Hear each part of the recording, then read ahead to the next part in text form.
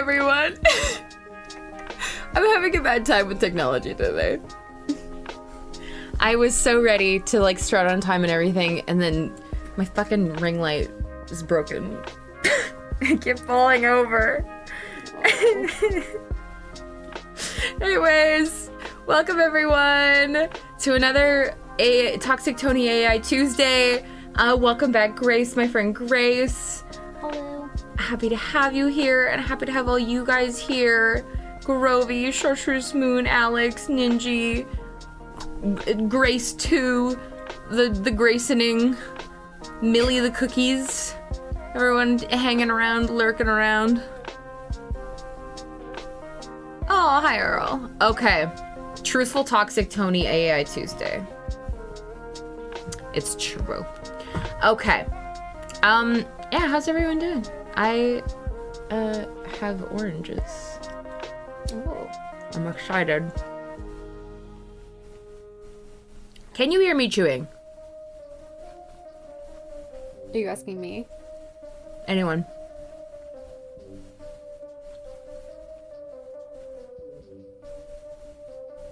I can't personally. Yes. You're hanging on by a fucking thread? Oh no. Oh dear, I'm sorry to hear that, Ninji. What happened? Maybe very faintly. Okay, because I want to eat these fucking oranges, okay? I'm so orange pilled lately. I bought on Sunday, I went and bought 6 oranges, like 6 navel oranges, and I'm out. I'm all out of oranges. Wow. I'm so fucking orange pilled lately. I dreamt I was in an amusement park. I dreamt I was in an amusement park with Jesse Pinkman and Walter White trying not to be killed by a griffin. Did I ever tell you about how I've never watched Breaking Bad or the other one, Better Call Saul? And so I was like trying to remember Jesse Pinkman's name, and I called him, I was like fucking James Pinkerton. I couldn't remember. Like, it was like adjacent enough that my brain was like, yeah, it's just fucking James Pinkerton. I don't know. That's it. Yeah. Yeah. It was the same thing that happened when I called this guy called Vector the Manipulator Richard the Deceiver. It just, Richard the Deceiver sounds more biblical, you know what I mean? Oh, watching Breaking Bad for the first time right now, and they immediately started showing up in my dreams. Yeah, that happens. I had a weird dream recently where, we're listening to Yu-Gi-Oh! Lo-Fi, how appropriate for this, but, yeah, Dick the Deceiver.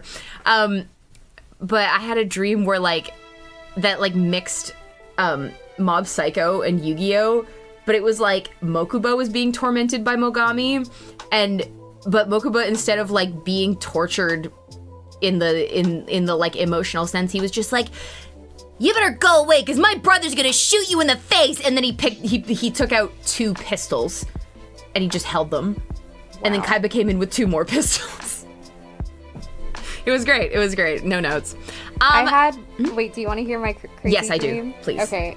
Normally I don't talk about dreams because they're not usually coherent or interesting, but this one, I dreamed that I was at a ceremony for JFK where they, like, took his coffin, and there was, like, this Catholic priest there, and I was with, like, a random person who was my friend, and she was like, let's go watch the ceremony. They do this every 5 years. I was like, okay.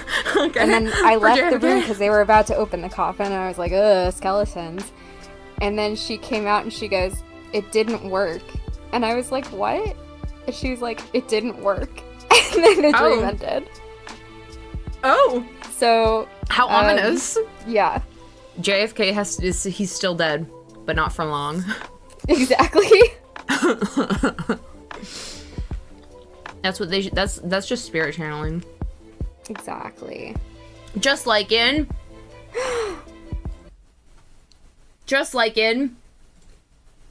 Ace Attorney. Great transition. Thank you. I can't be here, but you'll be back in a little bit. Okay. I'll see you later then. Ace Attorney. All right. Case 2! Oh, wait, sorry. We have to look at the gallery. Oh, we do. Sorry. I have to look at that image of Shelly to kill her again. Sorry! Wait, I have to message Cole and tell him that we're going to be looking at Shelly to kill her, because he loves Shelly to kill her. Oh my god. I was explaining the Farewell My Turnabout to him, because he was like, I fucking love Shelly. I'm like, dude, you would love the main trilogy.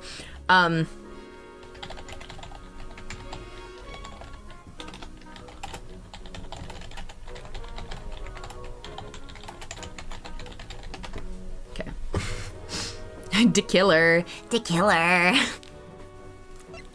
Oh, no, that's investigations. Go back. AI2. Hi.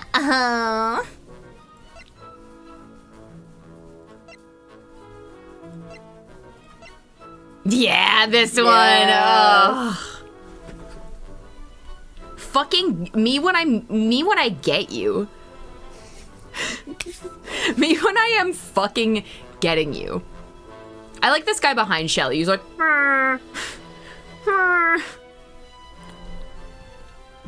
yeah, the line of action on Shelly's arm here and the perspective of this shot, the lens used in this shot. I don't even know what, I never got that far into film terminology and whatever that I know what the fucking lens, the different lenses are called. I just like this, what this kind of a shot. Yeah. Oh, hi. Okay. No, it's not quite a fisheye. Fisheye is a little different. It's just something that, like, I don't even know how to describe it. But it's like, it's one that lets you get really good depth, so you get that, like, focus of the foreground, and you can see, like the depth of how far away the thing in the background is translates really well. But yeah. All right, let's go.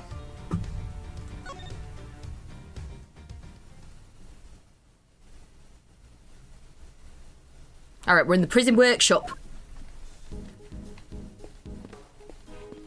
All right. I seem to remember, I don't know. Whatever, let's just start. What's with all the weird equipment? Oh, hi, Medina. I'm not sure, but I don't see anything particularly suspicious here. Smells weird, though. Kinda musky, like wet fur. I didn't know you had such a keen nose. Oh, it's nothing special, really. Except when it comes to sniffing out treasure. Remind me to seal all my valuables away in airtight containers. No way, Mr. Edgeworth! I'd never steal any of your stuff! But you would happily steal someone else's? I'm not sure that's entirely reassuring.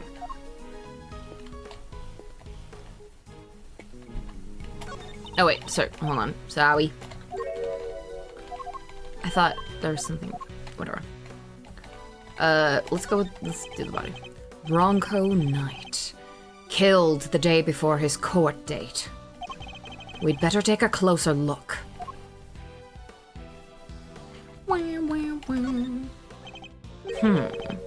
A rubber glove. Yep. Just the one, though. I should examine it in more detail.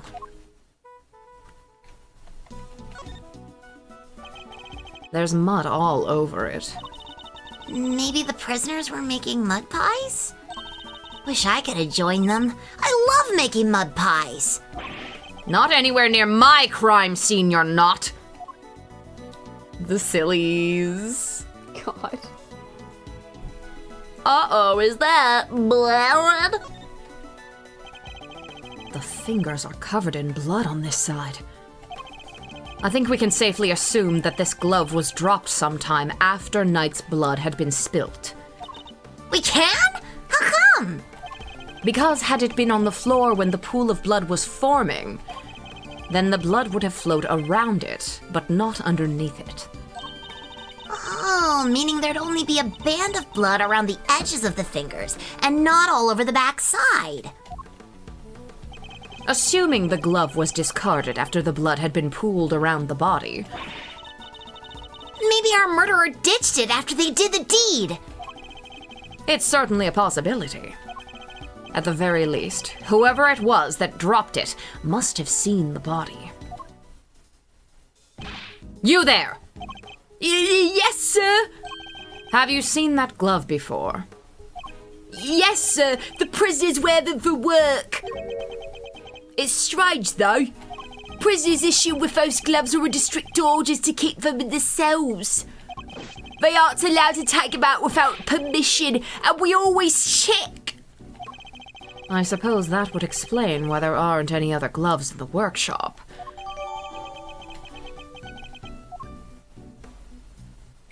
All right. His neck brace is soaked with the blood from the hole in his neck. I would assume that's the cause of death, and that it was probably instantaneous. He wouldn't have even had the chance to cry out for help. There's a small cut on his scalp, too. Was he struck with something? Maybe he fell and hit his head after he was stabbed in the throat? It's possible, but it's too early to say with any certainty. Kay, you have your camera with you, correct? Could you lend it to the detective so that he can photograph the body? Sure thing. All yours, Gummy. Thanks. All right, here we go. His clothes sure are a mess, though, huh? Indeed. They appear to be covered in dirt. Mr. Knight's body data jotted down by organizer. Guess he's like me when it comes to laundry. It would be a grave error to think that anybody else could be quite like you, Detective. Aw, thanks, sir. Oh yeah, Mr. Archer, that was so sweet. The body is partially covered by a dirt-stained tarp. And there's a rope on top of it. Was Knight tied up with the rope somehow? We should take a look under the sheet as well. Look at all that red stuff! Yes, I'd say that it's blood. We should keep looking around. There's bound to be more secrets to uncover, I'm sure of it. There's something on his finger. Let's take a closer look, Mr. Edgeworth. It's a ring! And an expensive-looking one at that. Don't even think about it, Kay. What? I didn't say anything! His period started while he was sleeping. That is so sad. Okay. Huh? Is that? Oh, I've seen one of these in your office, Mr. Edgeworth. I'm sure you have, Detective. It's a pocket chess set. The victim's, I'd imagine. Makes sense. He loved chess, after all. Oh, hi, Bradley. Yeah, it would have been a good way to pass the time.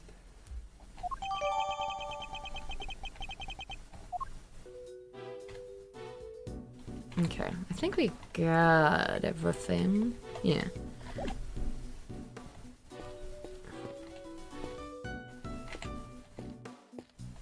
Oh, Edgeworth, run. It's a sink.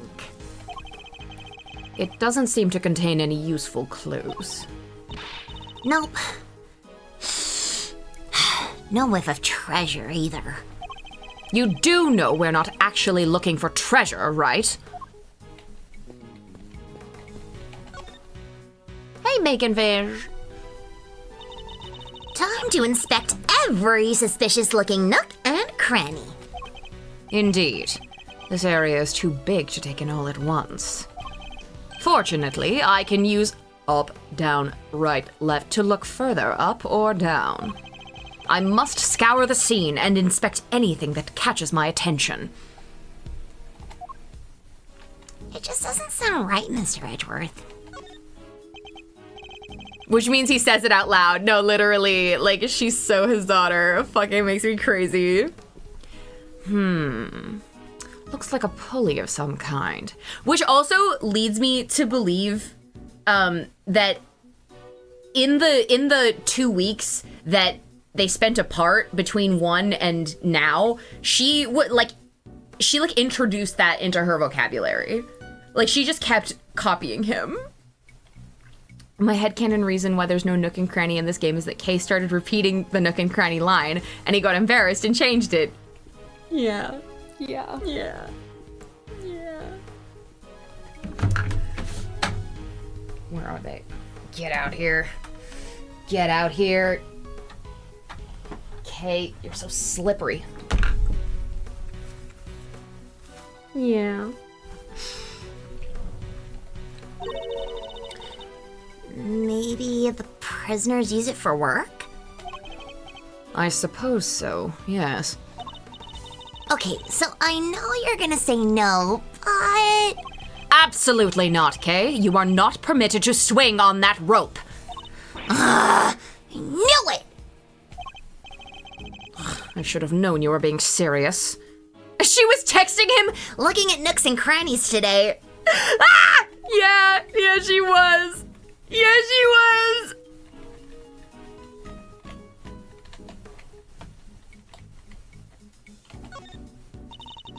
Weird having something like this in a prison, huh?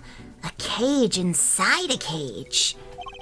Technically, Kay, a prison isn't made up of cages, but cells. What's the difference? No offense, Mr. Edgeworth, but you've got to look at the basic nature of things more. Yes, and the basic nature of an investigation is the pursuit of accurate facts and information. Whatever, you fucking nerd. New stepladder just dropped. So true. These tarps are rather colorful. They kind of stand out in a room like this, don't they?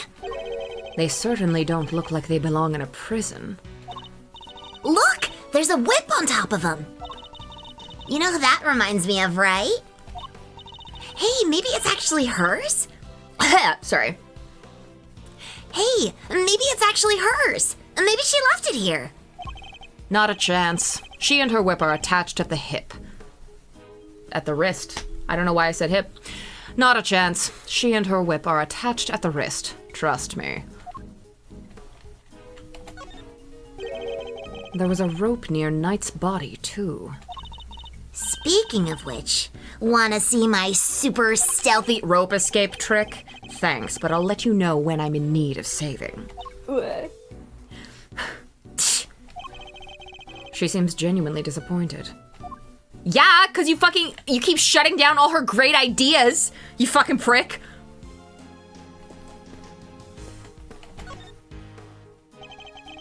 This part of the floor is covered with dirt.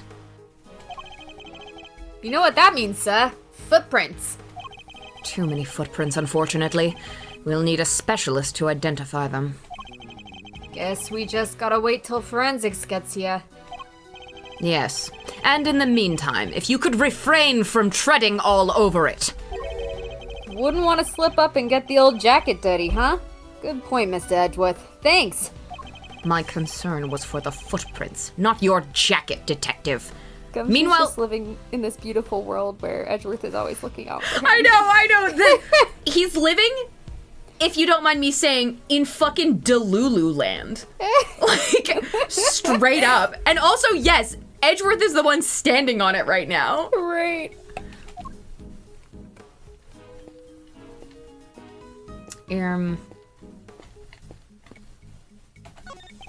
These seem to be lists of prisoner reservations for this workshop. What are all these numbers, Mr. Edgeworth? Prisoner numbers, I'd imagine. I'd hate to be given a number like that. I rather agree. People are meant to have names. I'd much rather be called Great Thief or the Second Yatagarasu. All right, no name for you then, I guess. Ah! What? They're so cute! They're so fucking funny. Dude, fuck off.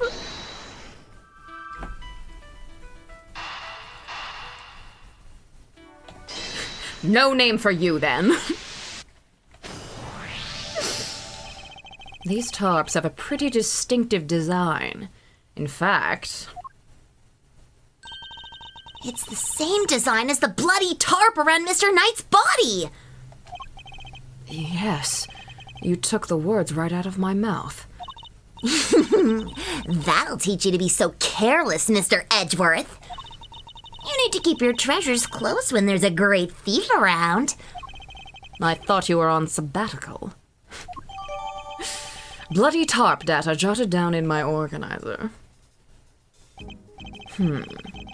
Not a bad bit of evidence gathering. Nothing can stop us when we're on the hunt together, right, Gummy? You betcha! We're unstoppable. A regular Three Musketeers. Let's not get carried away, Detective. There's one thing we still haven't found. Huh? What do you mean, sir? What's missing from this crime scene? The murder weapon. I see no sign of a murder weapon anywhere. You're right. I didn't even think of that. Come now, Detective. These are basic investigative principles we're talking about here. Yeah, I guess. Sorry, sir. Don't worry, Gummy. It hadn't crossed my mind either. A fact that hardly puts my mind at ease, Kay. Items that could prove even potentially lethal are strictly controlled within a prison. After all, we wouldn't want the inmates getting their hands on them, would we? Which means acquiring a murder weapon would be hard enough, let alone leaving the scene with one. Oh yeah! Nice thinking, Mr. Edgeworth. What was the murder weapon? And where has it gone? The answers to these questions may be the keys to figuring out what happened here.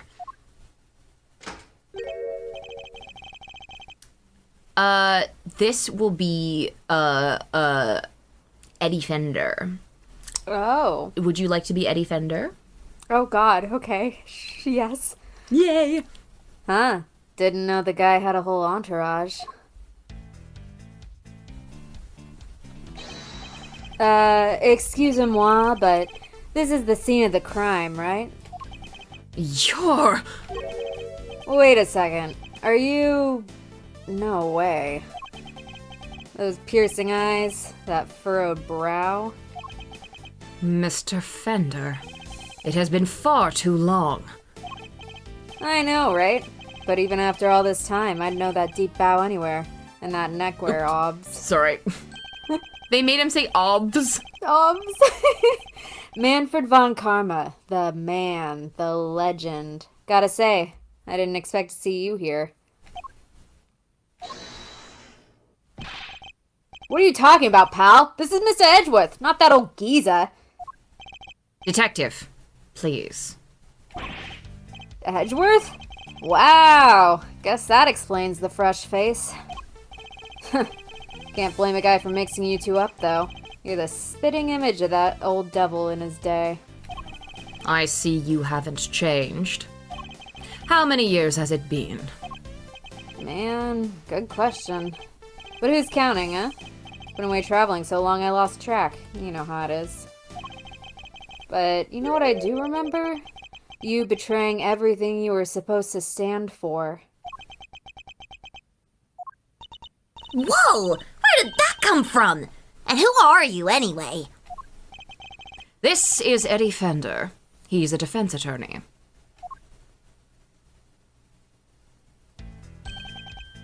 Enchanté, as they say. Fender's the name and defending's the game. I'm a bit of an ace attorney. I'm a bit of a... I'm a bit of an ace attorney myself. Detective Dick Gumshoe. And I'm Kay Faraday, great thief. I'm, on sabbatical at the moment, though. A great thief? Wow, that's so romantic. Très chic, if you will. Right? It's nice to finally meet someone who gets it. I'm looking to expand the franchise, actually. I even made signing up super simple. Sounds awesome. I'd love to come hang with you guys if you'll have me. Oh, sorry. I should have also mentioned that it's girls only. And they have to be super fun and super cool and... Hey, I totally get it. No hard feelings, yeah? Come on, bring it in. You've got to be kidding. Didn't she just say No. in the fan translation? But I love this too. Like, You've got to be kidding. My bad, my bad. I'm just so used to how they do things elsewhere, you know? and why are you here, Mr. Fender? Yeah, Kay is so fucking funny. Whoops. Almost forgot this is your scene. Keeping the defense out is strategy number 1 in the Von Karma playbook, after all, isn't it? Edgeworth isn't a girl. Edgeworth is her dad supervising the crew. He's driving them places. No, exactly. Like, okay, I restarted my Animal Crossing island, and I called it Girl World. And the island theme is Pink Bunny Club, Pink Bunny Club. And so, obviously, I want all the most girly pop villagers. But if there's, like, a villager who is not a girl, but can sing the Pink Pony Club theme really well, they're allowed on Girl World. Because they all have different, like, the notes change slightly. Like, some of them do it in a minor key, or they, like, change it a little bit, and it sounds like shit. And I'm like, I don't want to hear that every single time I talk to you. So, like, that's, I feel like, kind of the process for picking people for the new Yatagarasu. And Edgeworth is allowed because he's like he doesn't ruin the vibes. Mm-hmm. Even though he's like a total killjoy, he is like driving them around. So it's like, it's the girls and my dad.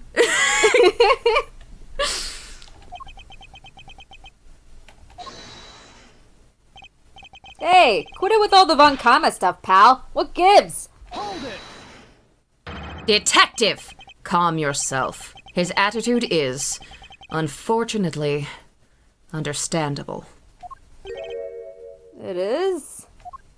I take it you are Mr. Knight's attorney. Guilty as charged, Your Honor. Well, I was supposed to be anyway. So he was planning to represent Knight. If his client hadn't been murdered, he and I would have faced off against each other in court. I'd better see what he has to say for himself. No, yeah. He picks up Kay and Emma when they're wasted at 3 a.m. Edgeworth is like, I think especially because, like, he knows that he cannot control Kay or Emma.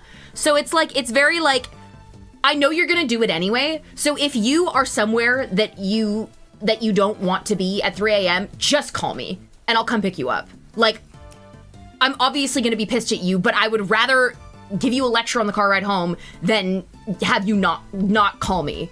My high school history teacher did that. She gave us all her number. That's so sweet. On the last class, it was really sweet. Aww. Oh, that's lovely.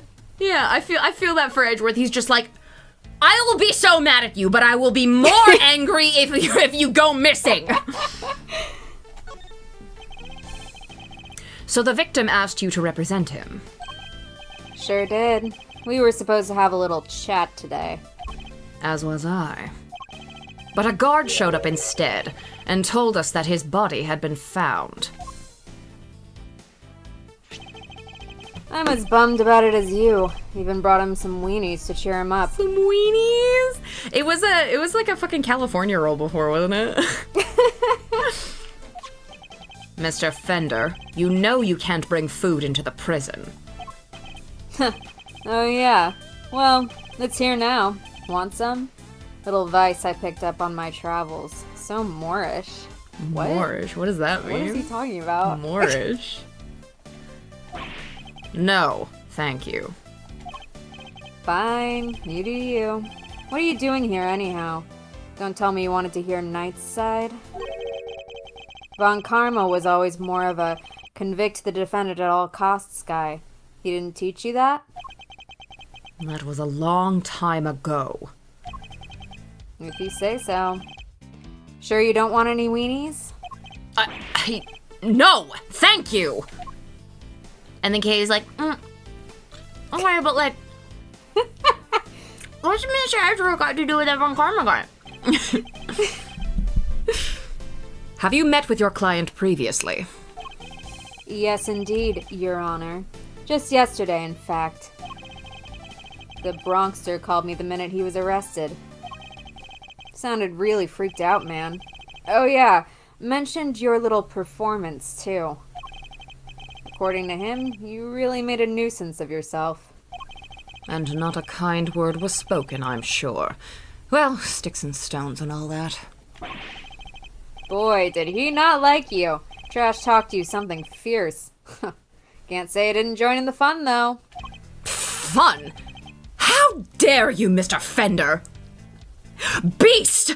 How dare you? Lighten up, kid. I'm kind of a fixture in the visitor's room here. And I don't think I ever had that much of a gas. Oh, so you come here a lot? Oh! So, you come here a lot? Hey. Don't go getting the wrong idea, little sis. I'm never on the wrong side of the bars. Just happen to know someone who is. The visitor's room is usually where I'm at, but this isn't exactly my first time in the clink either. In which case, I'd better ask him what he knows about this room. Tell me, what do you know about the scene of the crime? Huh? Oh, this room? Non, dude. What do you know about it? I'll give you 3 choices. Nondayo. Stage girl Kaijo Karen is getting better God. every day. Is it a recreation room? Whoa! I don't even want to know how you spend your spare time, Edgeworth.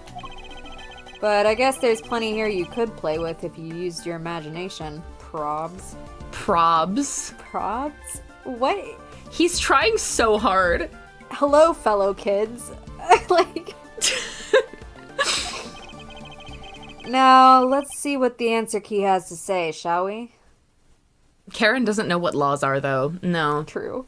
And she also doesn't know about the laws of physics. Like, it kills me whenever she's, like, picking up, like, pillows and shit looking for Hikari, like, oh, she under here, like... It's like... She thinks Hikari got sucked into a fucking wormhole. I love her so much. Queen.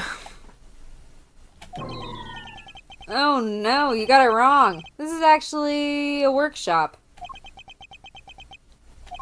So all the options he gave me were wrong. How infantile. The cons come here to perform various duties. They can learn new skills too, thanks some qualifications for when they're back on the street. I see. And how is access to this room controlled? Who has the key? Chill out, Edgeworth. I don't have all the answers. You're the skippitiest, Mr. Fender! Is that Is that good?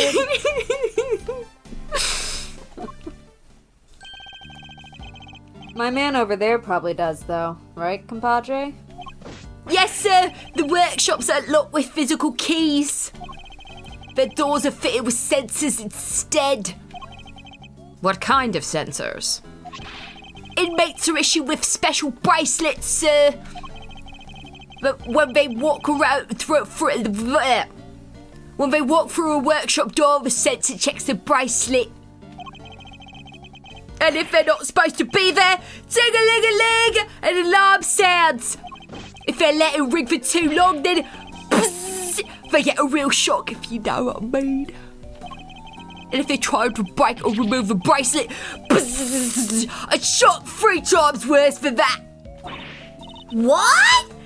That's brutal! I guess they need to ensure that the inmates follow the rules, but that sounds a bit excessive. If they wish to pass through a door like this one, prisoners need to be accompanied by a guard. We disable the sensor for them and let them in. We got all that? Have any prisoners used this workshop today? No, sir, no one's been in here for days. I'd know if they had. So no prisoners have entered, let alone used this workshop today. Listen, Hikarin could do Naramitsu, but Naramitsu could not do Hikarin. Does that make sense? I do get it. It's just like, yeah. I can't explain it further. It's, you know. Which means that there's a contradiction in this crime scene. Namely, there's something here that shouldn't be. I'll take another quick look over the crime scene and employ my powers of deduction to solve this mystery. It's because Hikarin are everything. This.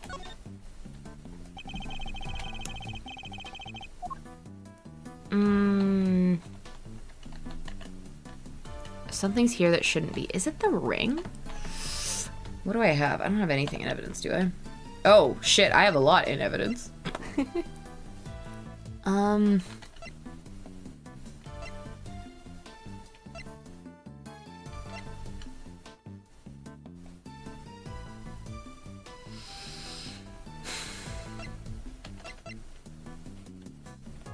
Is it the glove? I cannot recall. Hold on.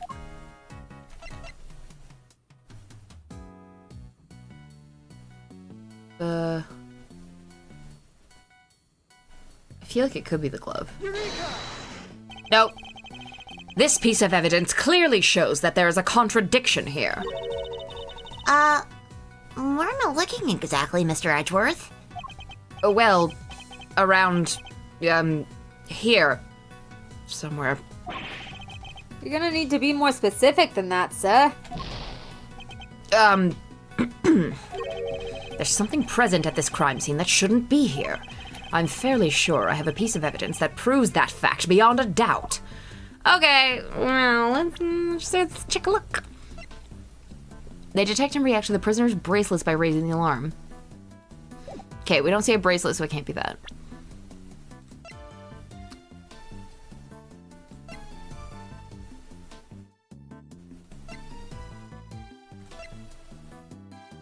Is it the fucking, I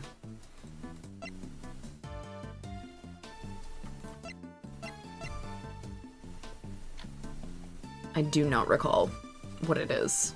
Hold on. Let me look at the history.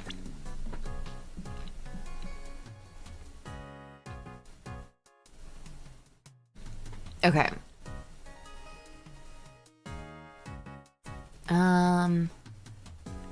Bracelet, sensor bracelet, blah, blah, blah, blah, blah. They need to ensure that inmates follow the rules, blah, blah, blah. If you wish to pass through a door, prisoner usually accompanied by a guard, we disable the sensor for them and let them in. So no prisoners have entered, let alone used this workshop. Which means there's a contradiction. So no prisoners have entered, let alone used this workshop. So that means that there's something here that shouldn't be. No prisoners have entered or used it. But that means that this glove shouldn't be here.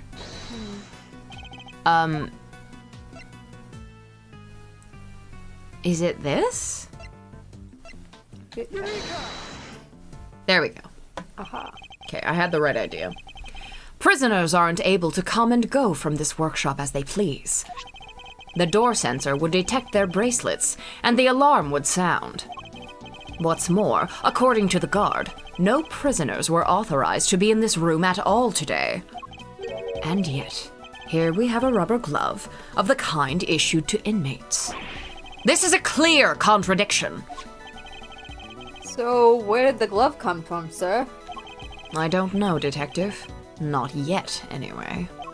All I know for now is that the glove is a valuable piece of evidence.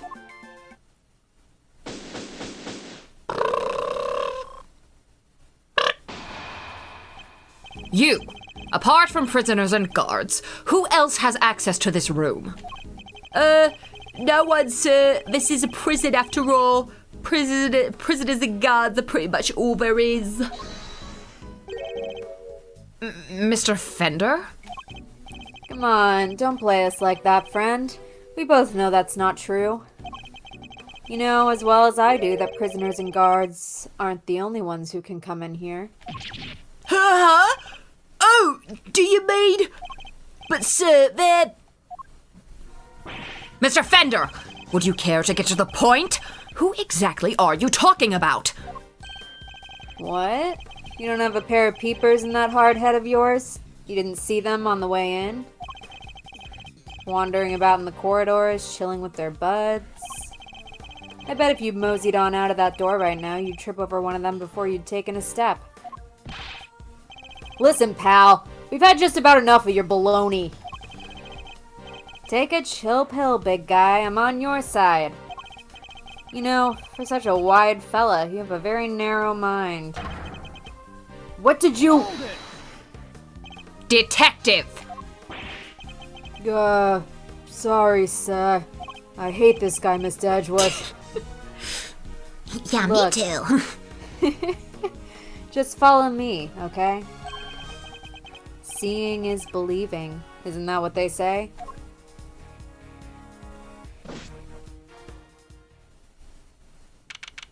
March 27th, 11:06 a.m. Prison corridor.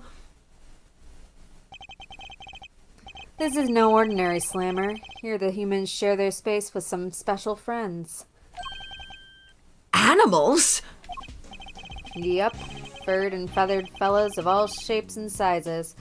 Guard filled me in on how it came about. That's a huge cat. That's a huge rabbit. Yeah. Holy fuck. Scale. The scale. Seems they decided to try a little experiment in animal therapy a few years back. The cons are assigned a critter each, a buddy to help keep their spirits up. Taka. Really? Wow, that sounds like so much fun! Plus, inmates can even earn pet care qualifications if they go through some job training with the animals. Talk to monkey. Alright. Oh, that must be what all the equipment in the workshop is for. You got it. Room set up specially for that training stuff. So, when you said somebody else could have been at the scene of the crime... Exactamundo, big guy. I was talking about these guys. That just means you're still talking baloney. What would animal have to do with a rubber glove? Good question. All I'm saying is that it was possible. The rest is Mr. Prosecutor's problem. Mr. Edgeworth, sir, if you want me to arrest this piece of baloney, just say the word. Let me get this straight. Are you saying these animals can wander freely around the prison? You know those sensors on the doors? They detect the prisoner's bracelets and sound the alarm when somebody goes walkabout. Well, for our furry friends, it's the other way around. They're fitted with microchips that open doors right up. They are? Uh-huh. They're implanted just under the skin around the shoulders. Big needle, big jab, and voila. What? Doesn't it hurt? Nope, they don't feel a thing. That's what they tell me anyway. Now, where was I? Oh, right. So the point is, they're not the baddies here, so there's no reason to punish them. It's ironic, really. Here in this institution, where the humans are caged, the animals are free to roam to their heart's content. They're not completely free, though. They can't leave the prison proper, for one thing. No sensor on that big mother of a door out, you see. Ugh. What's that tinkling sound? Sir?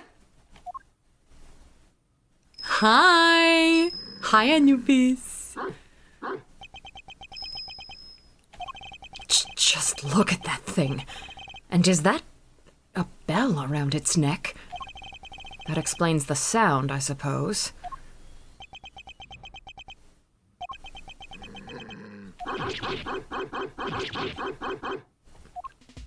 Mr. Edgeworth! Were you seriously trying to stare it down? I refuse to lose to a dog! Not for nothing, sir, but your dog handling skills could use some work. Leave it to a pro. I know how to treat him right. Come on now. Come to Gummy. Oh. Oh. Man, ignored by a dog. That dog was certainly very different to the other animals. And it seemed to have a real thing against me, and only me. Alrighty then. You've met the menagerie. What's next? Guess we better interview some witnesses, right, sir? Indeed. We need more information regarding what was happening around the time the body was found. Then let's start with that guy. Hey, you there in the cell.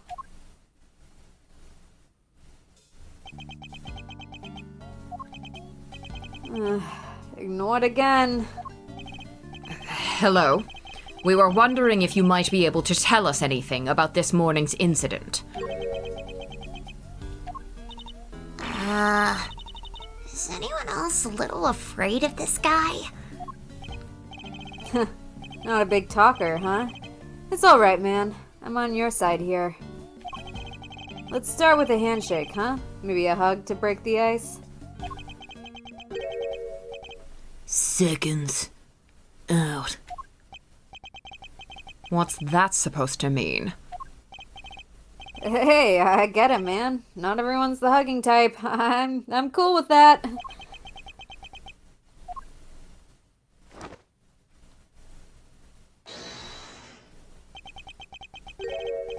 Round 1, 10 reps each.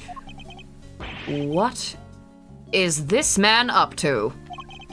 I'd better see what he has to say for himself. Your name? From the blue corner, it's Rocco D259 Caserato. Don't mind if I keep moving, do ya, boss? Fighter can't let his heart rate drop, see?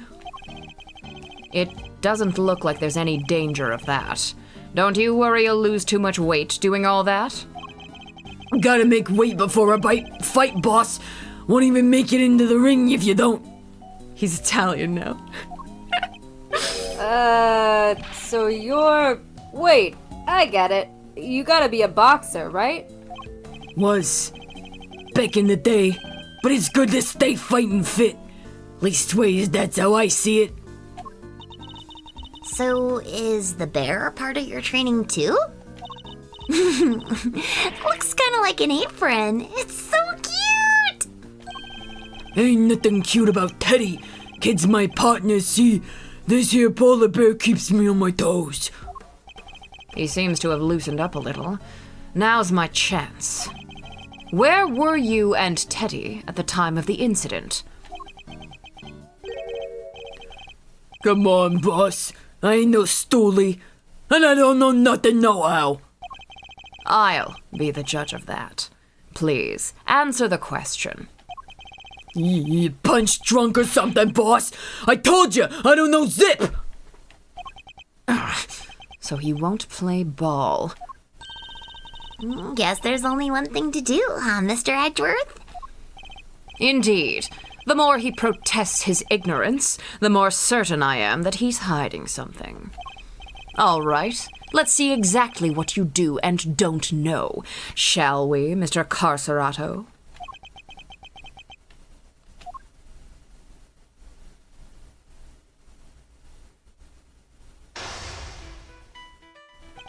Now, let us analyze the state of play. He adopts a boxing stance when he's on high alert.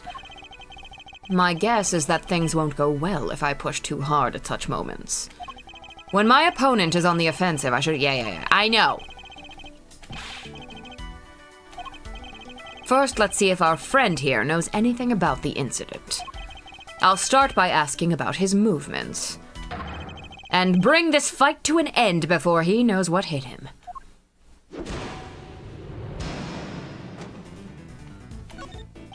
Why don't you start by telling me what you've done today? You will answer me, Mr. Carcerato. What? You want a shot at the champ? Is that it? Then put him up, pal.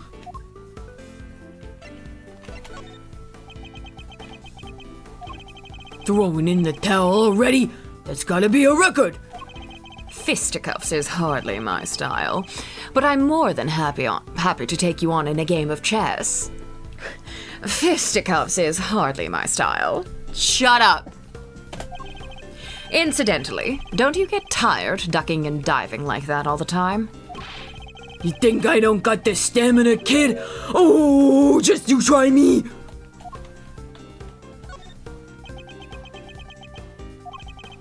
I ain't tired. Not today. Not ever. Especially not today. Took it really easy this morning. Had me some quiet south time. Hardly broke a sweat. Really? You look pretty sweaty to me. Give me a break, will ya? I'm done talking, okay? I'm tired. Yeah, real tired. You may have kept your boxing skills sharp, Mr. Carcerato, but I'm afraid your lying needs quite a bit of work. Tired? Really? I hardly think that's possible. Especially not after you just told me about your quiet cell time this morning. Oof. Gotta be careful here, Teddy. When this guy lands, he lands.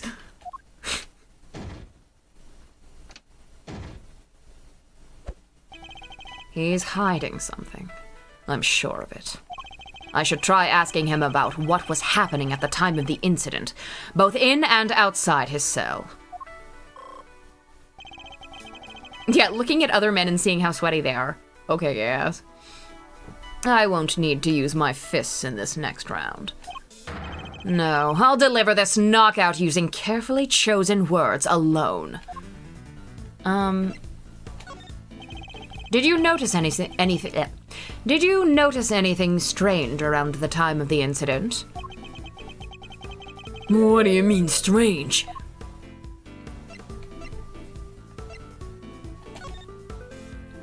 Answer the question. Tell me what was going on around that time. Wish I could help you, boss. But I was asleep. We both was. I don't have a clue as to how to proceed with this line of questioning. I need to reconsider my approach. Do you remember what you were doing at the time of the incident? I was, catching some Z's. We both was. The incident happened only a short while ago. You seem wide awake, all things considered.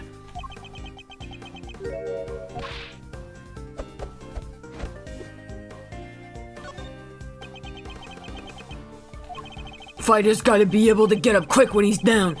But he needs his beauty sleep too. Builds muscle. Is that so? Then I apologize for waking you. I have read that rest is an important part of any boxer's training regime. Edgeworth fucking reading self-care books because he's like, I have to convince Wright that I'm normal now. You don't say. So, Mr. Prosecutor's savvy when it comes to the fight game, huh? Who knew? Interesting. How do you know I'm a prosecutor? I don't remember telling you. You've been eavesdropping, haven't you? You've been listening to every word we said out here in the corridor.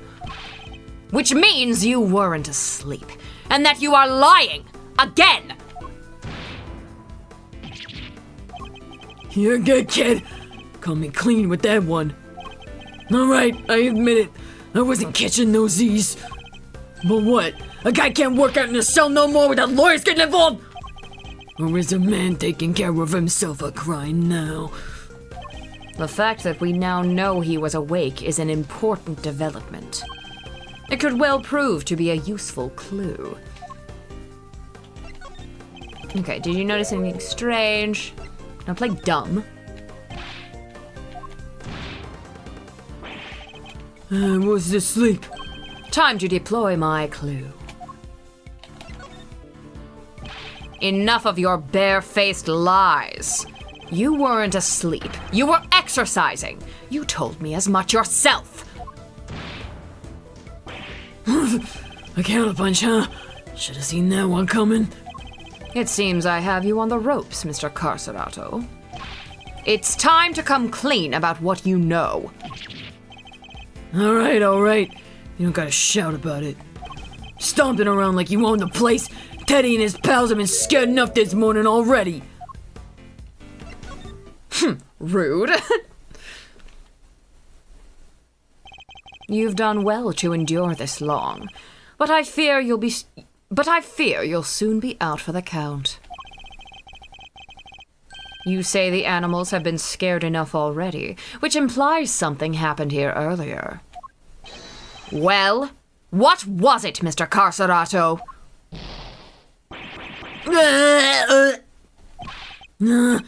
Quit it, will ya? I'm getting shellacked. I'm getting shellacked. Fine. Somebody yelled, okay? Real loud. I'm scared. Got all the little guys scared too. Yeah, laugh it up, Mr. Big Shot Lawyer. Let me see you do the same thing in the ring. Checkmate.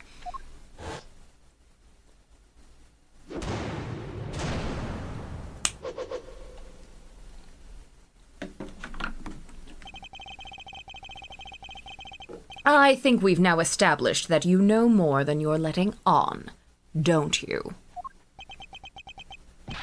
Fine. I'll talk. You did it, Mr. Edgeworth! Let's not get carried away, Kay. Our work here has only just begun. Hey, can we call a timeout here for a sec, guys? There's something super big I need to say. It's just, well, it's like fate brought us here today after all these years, Edgeworth. And it's a real privilege watching how you work. Eye-opening stuff, in fact. Just thought you should know I'll be telling you-know-who what you've become. Who know who? Keen to get the lowdown, huh? Well...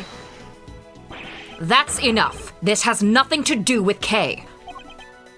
Whoa, don't have a cow, man. Why so sensitive? Report whatever you wish to whomever you wish. Just do it on somebody else's time.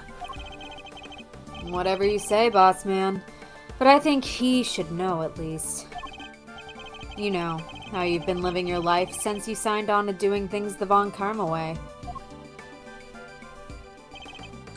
After all, you've disappointed him enough for one lifetime already, am I right? That's... Oh, yeah. Whoa. I feel like that one wasn't in the fan translation. That's a little harsh, bro. Oofa. Yeah.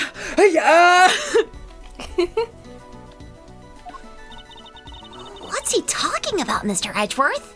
Yeah, that one has some stank on it. Nothing that need concern you, Kay. Our focus should be on Mr. Carcerato. Now, shall we continue? It's time to hear the truth at last. You won't land the glove on me, kid.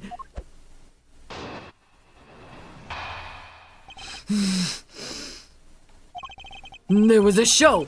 Finished right around 10 a.m. Oh, fan translation was, I'll expose your mistakes here. I won't let you disappoint him any further. You've disappointed him enough for one lifetime is kind of crazy. That's so... That's gloves off. Yeah. Came back here after. Did some training. Leastways I tried to. Barely got to the count of 2 before somebody screams, "What the?" Guy was hollering and howling, crying for help. What can I do? I'm locked up in here, right?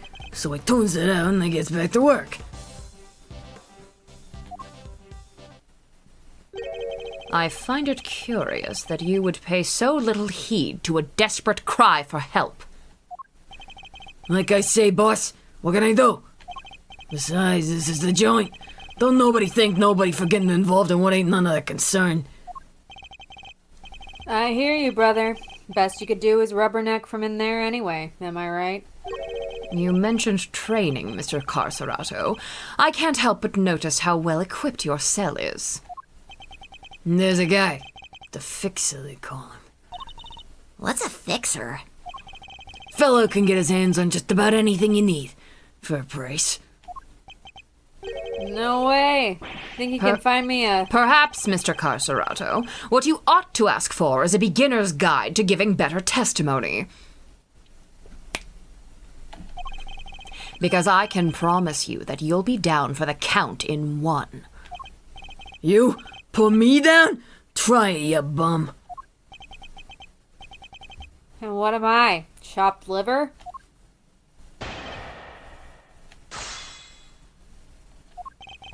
Okay, there was a show. Came back here. I think we have to ask what the show is.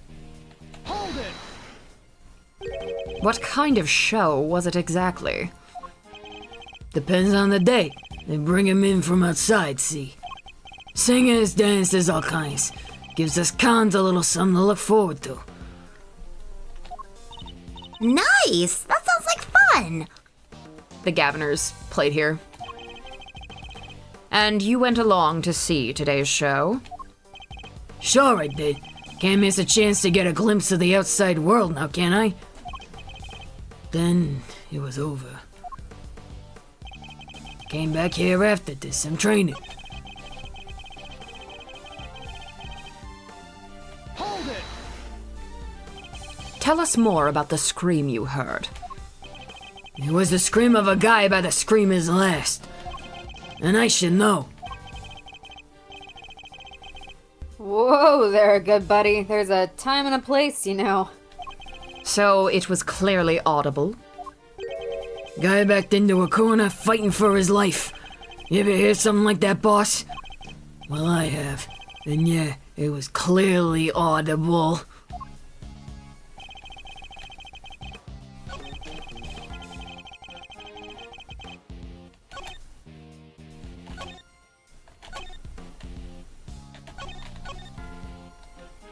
Hold it! And that's all you heard? There was nothing else? Nope, nothing much anyhow. So there was something. What else did the victim say? You have to tell me. Oh, I do, huh? Why don't you come over here and I'll see if I can make you squeal like he did? Whoa. Forgive the kid here. He doesn't know when to quit. Come on, Miles. Apologize to the good man. But this is clearly important, and yet he insists on remaining infuriatingly vague. Look, friend. How about you let this slide? Please. For me. So yeah, I heard the voice like I said.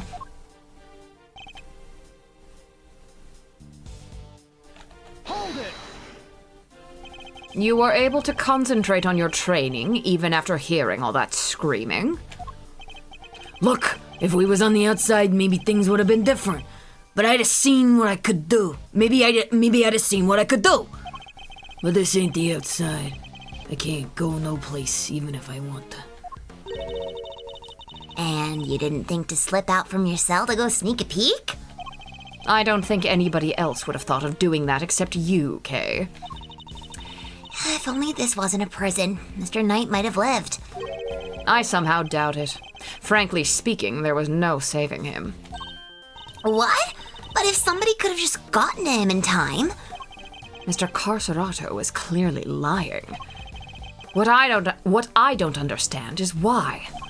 Let's see what I can uncover by pointing out the contradiction in his testimony. Okay, well. Literally, Kay is like, have you considered breaking out of prison? Have you just considered leaving?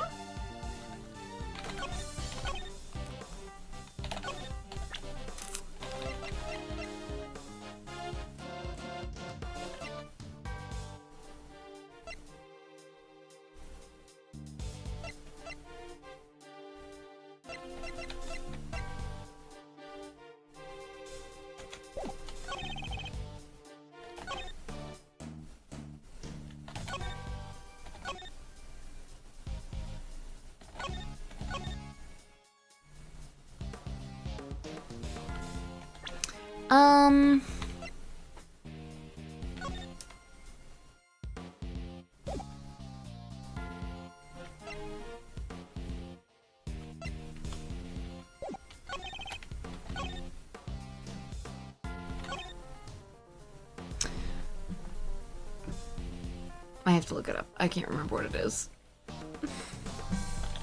Is Okay, I'll go to the bathroom while you do that. Okay, cool. Yeah, Kay posts the share zone. If it sucks, hit the bricks. Real winners quit. What? What? Don't Tony me. Don't Tony me. I don't remember what it is. I don't remember what it is.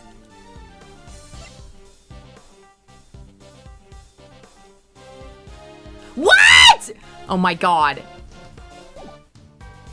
Is it that he has his animal with him? Objection! No, it's not.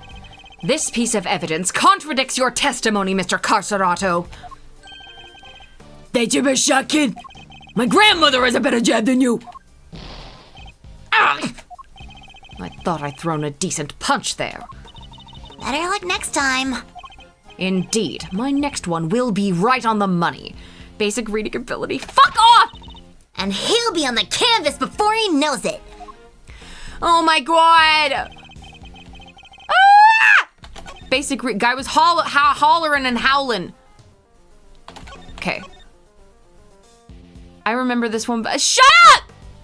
Everyone hate me, no one care me! There was a show, finished right around 10 a.m.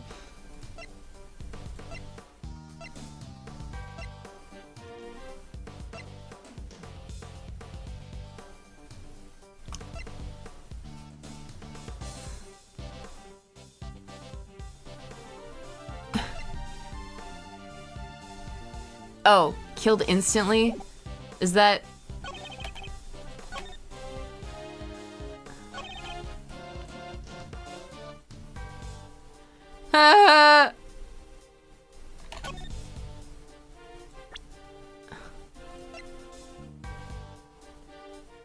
Objection! There we go. I didn't have to look anything up. See, this is what happens when I get bullied. I get very defensive, like, I can do it! And I did do it. I came back, Hi. and I came back just in time to see the cat slipping underneath my bed. Baby.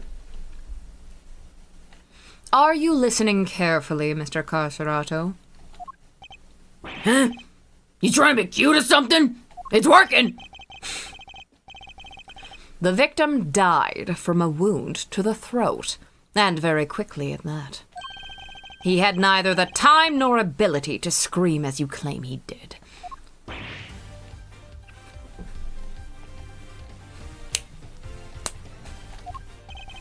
You say you heard the victim's cries, and yet that would have been impossible.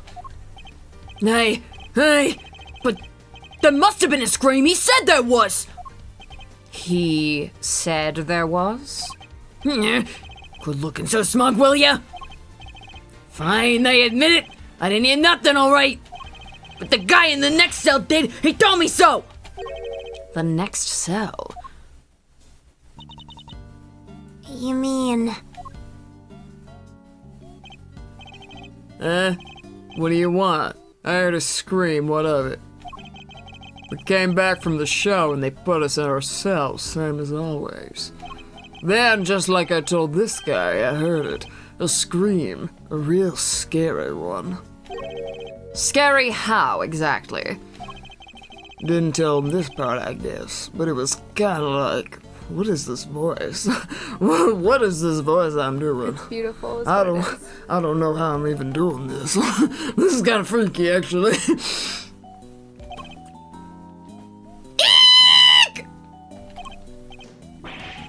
Someone anyone the cookies! Something like that.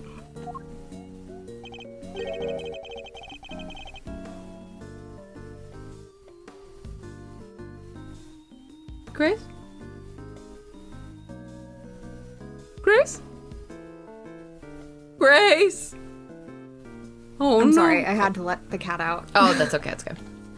Well, I guess it's safe to say that probably wasn't the victim. Indeed. It sounds more likely to have been the person who found his body. Oh, that explains it.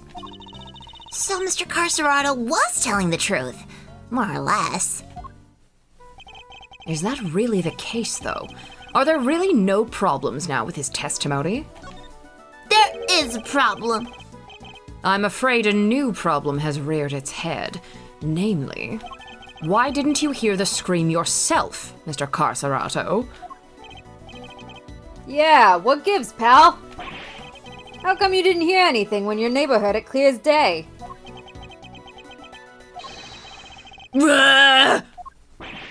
Eek! What do you think I did, the crime or something? Huh? From inside this here cell? Guy died over in the workshop, kid, you forgot?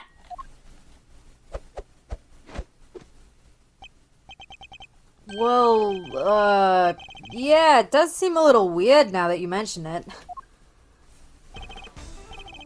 He's right. Neither of us could have done it. Because let me tell you, if I could get out of this here cage and murder somebody, you'll all be toast. Eek! Ain't that the truth? You bums ain't leaving this place in one piece if any of us can help it. I That's almost what I'm scared. I almost forgot that these men are hardened criminals. Well, I won't be doing that again anytime soon. He's completely unfazed, and Gumshoe's like,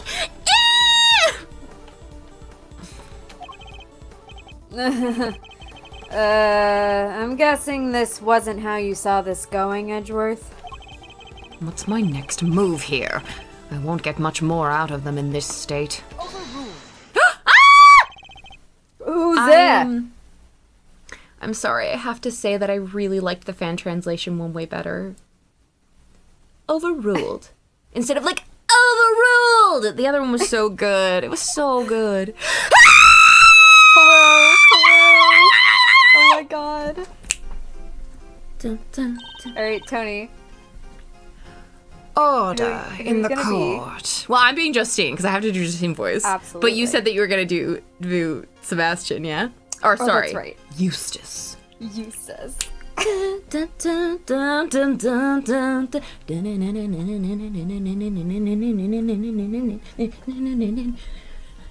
This would go so fucking hard as a trap remix. Oh my god, it would.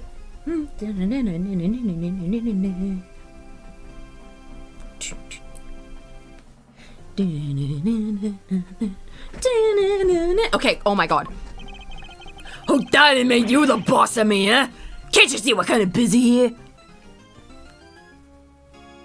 Okay, it's not that I don't like the voice print for the new one, it's that I like the energy of the other one. Like, this one kind of sounds half-assed.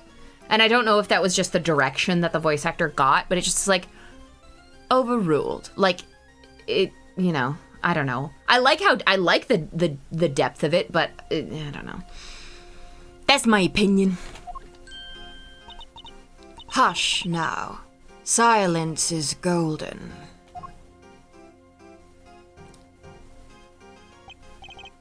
It is. Your hand, if you please. By the power vested in me, I hereby sentence you to blissful silence. Praise be, a simple life awaits you. No money, no possessions. May the goddess of justice watch over you, now and always. Guard, if you would. Yeah, it's like, I get that maybe the idea is that she doesn't need to speak loudly because she's got the authority, but it genuinely doesn't feel like that, because when I think that, I think overruled, like there's still support there. Like, I just didn't feel that support from whatever. Guard, if you would. Looks like you'll be spending the night in solitary, buddy. What? Come on! Please, boss! Any place right there? There is no need to be afraid, my child. If anything, you should rejoice. This is a blessing, a chance to redeem yourself, to be reborn. No! Yeah, just trying to consider the direction. I just like... Yeah, I don't know. Just my opinion. Oh, Goddess of Justice, bless your child and keep him in your care. Oh, Holy One, we give thanks in your name. They really made it way more Catholic. And you are? Verity Gavel, at your service. It is my honor to bear the title of judge and to work at the pleasure of the law. But fuck. It is my honor to bear the title of judge and to work at the pleasure of the law. And what is a judge doing in a place like this? Since you ask, Mr. Edgeworth, I have been sent here to find you. I come bearing a message from the Committee for Prosecutorial Excellence. Okay, no more PIC, rip. CPE.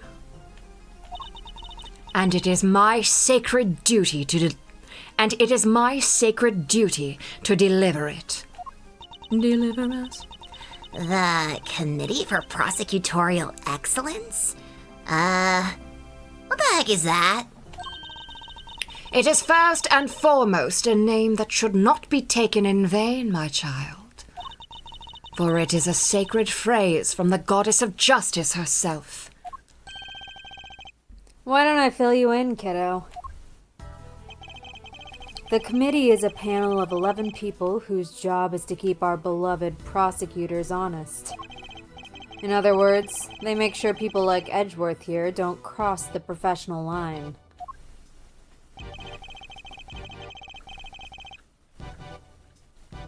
Sorry, I'm eating an orange.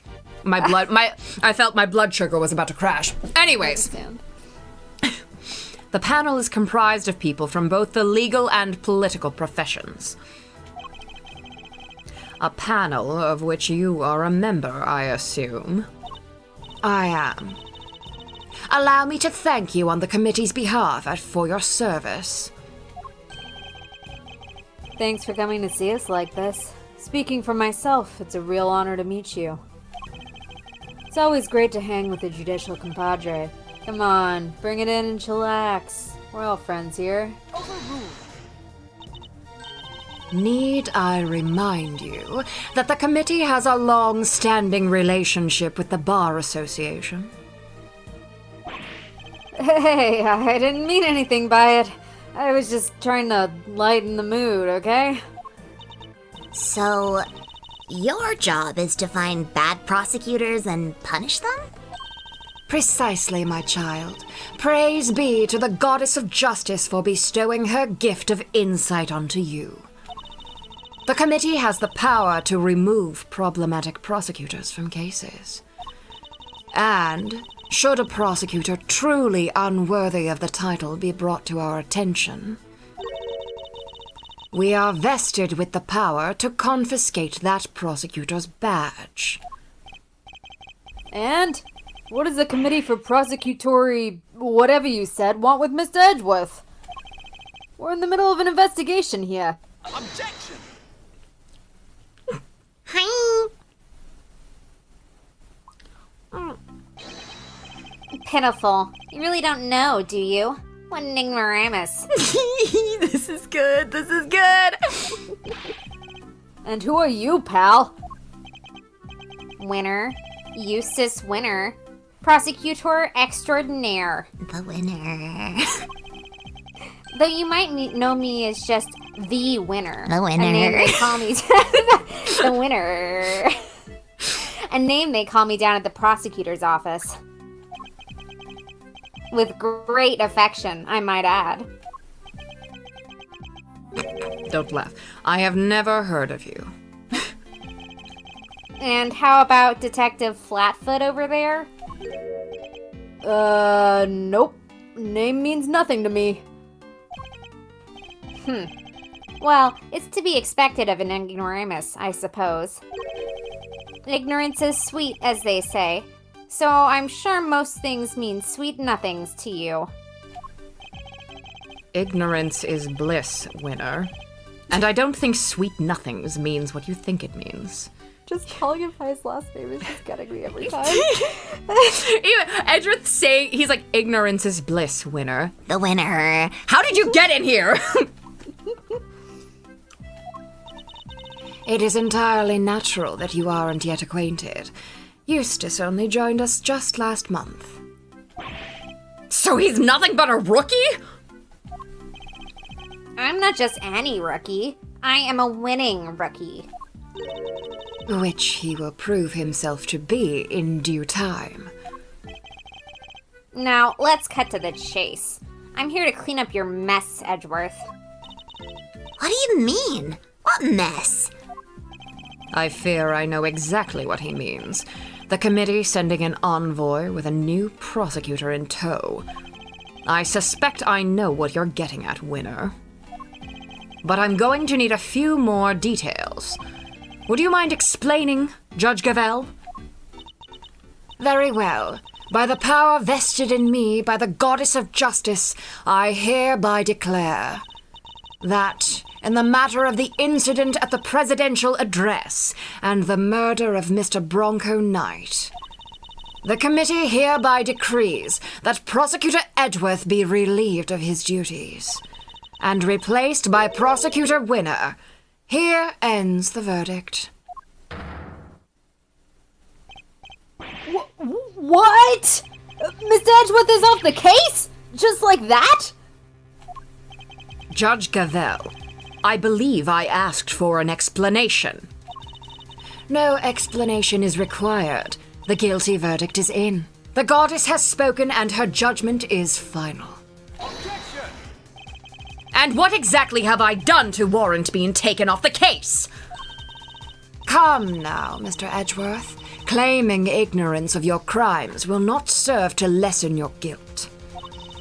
You boarded the presidential plane, violating the principle of extraterritoriality, and while there, you performed an unsanctioned investigation and subjected a visiting foreign leader to questioning. You were one wrong move away from causing a major international incident. You vastly overstepped the authority of your office. To call it an abuse of power would be no understatement. Objection! I don't deny that I may have pushed the boundaries where certain rules were concerned. But there is also no denying that certain risks must be taken if one is to arrive at the truth. I refuse to concede that my actions were inappropriate. Then what you are saying is that the ends justify the means? That rules can be freely ignored? Triggered. I know, I was like, That is a very dangerous way of thinking. The law is absolute. It is not to be bent to your whims. don't, Grace, no! Forgive me, but not all of us believe as you do. Is that so? How unfortunate. Still, it changes nothing.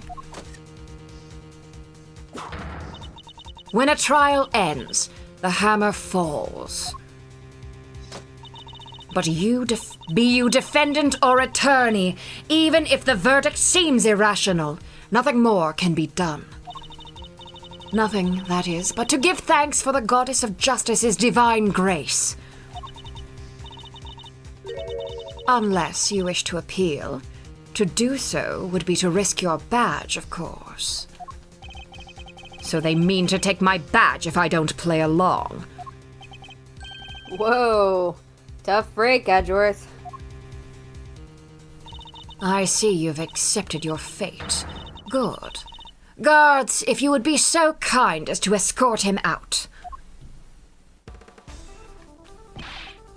No! Stop! What are you doing, detective? I'm in charge here now, so you'll do as I say and move out of the way. What? You're not the boss of me. Unluckily for you, Flatfoot, that's exactly what I am. They're holding all the cards here. I don't stand a chance. Detective Gumshoe, do as Mr. Winner says. The winner. Not now. But, sir... Judge Gavell. Yes, Mr. Edgeworth. The committee's decision is beyond irrational. So yes, I do plan to appeal. You haven't heard the last of this. Duly noted. Until we meet again, then. Let's go, Kay. We're leaving. Right. Oh, and remember, you know who will be getting a full report on all of this.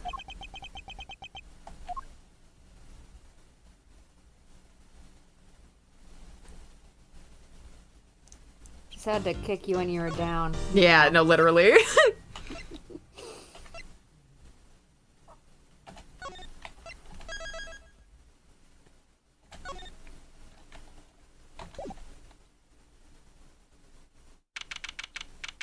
Oh, she's so pissed. March 28th, 9:45 a.m. Prosecutor's office. Room at 12:02. Ah! I still can't believe what happened yesterday. It was terrible, the way those two treated you. Now let's cut to the chase. I'm here to clean up your mess, Edgeworth. The committee hereby decrees that Prosecutor Edgeworth be relieved of his duties and replaced by Prosecutor Winner. Here ends the verdict. Judge Cavell and Mr. Winner certainly didn't mince their words. Girl, what day is it today? It's 9:45. Do you not have school? She's on spring break. Ignore that she's been on spring break for several weeks. True.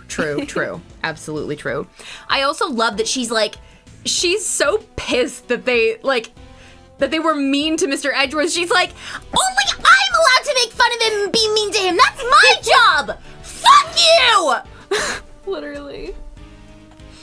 But that's not what concerns me right now.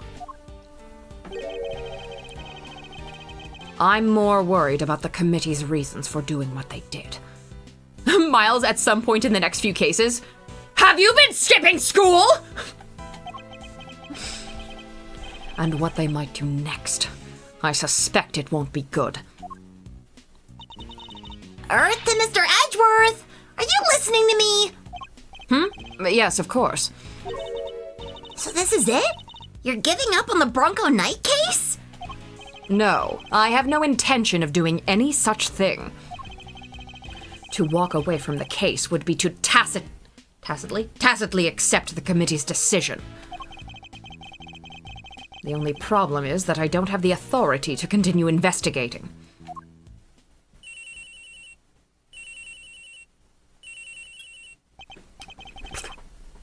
Yes, what is it, Detective? I've got some bad news, sir. Word down at the precinct is... they just arrested somebody for Knight's murder. What? Do you know who it is? No, but I heard they're being held in the detention center. Maybe you could go talk to whoever it is? Good idea. Let's get down there, Mr. Edgeworth. Even without the authority to investigate, surely I can still pay a visit. I can still pay a suspect an innocent visit. All right, we're on our way. Me too. I'll see you there, sir. But won't you be missed, Detective? Nah, everyone's busy in the prison going over the crime scene anyway. Good. Then we'll see you shortly. Yes, sir. Come on, Kay. Let's go. You got it. March 28th, 10:23 a.m. at detention center. Visitors room. This text is so slow.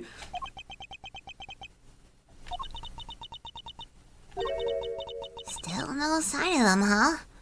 According to my 2-second Google search, which makes me an expert, she could be on Japan school spring break. Not for AAI, though. She was probably skipping finals or something. Fair. Fair. Indeed. Wait, this is just like last time.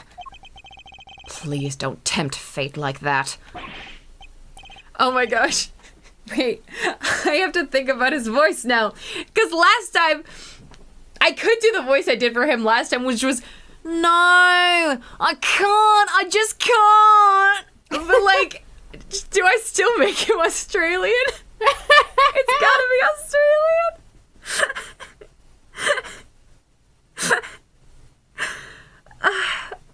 But now I know. But it's like, I don't know what I would do besides that. It's too solidified in my head as like, this is his voice. Okay. All right. Well, all right. We're doing it. Whatever. Fuck it. No. I can't. I just can't. Sure you can. I told you. It's just a pair of visitors. Sounds like someone really doesn't want to see us. This time you have to make her stop. Good. No. Just talk with her, please. But one of them's a prosecutor, right? Aren't they all super scary? All they do is stare at you, right in your soul. Ah, you must be the suspect in the... See, I told you! Okay. Why is this man so flustered? Probably because you're being you. But I guess that's just how you are.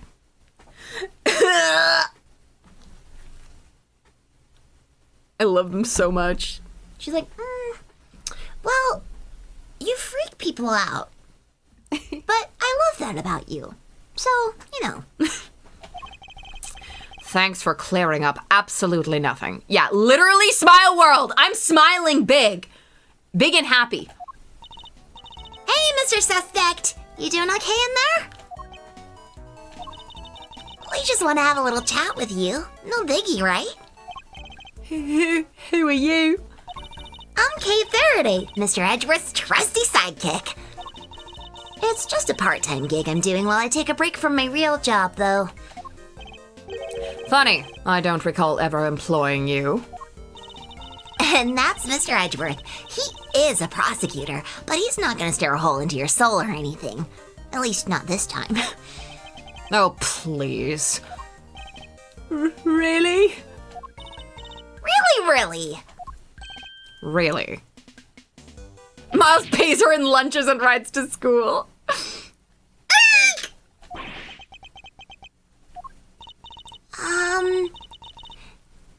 Anyway, can you first please tell us your name?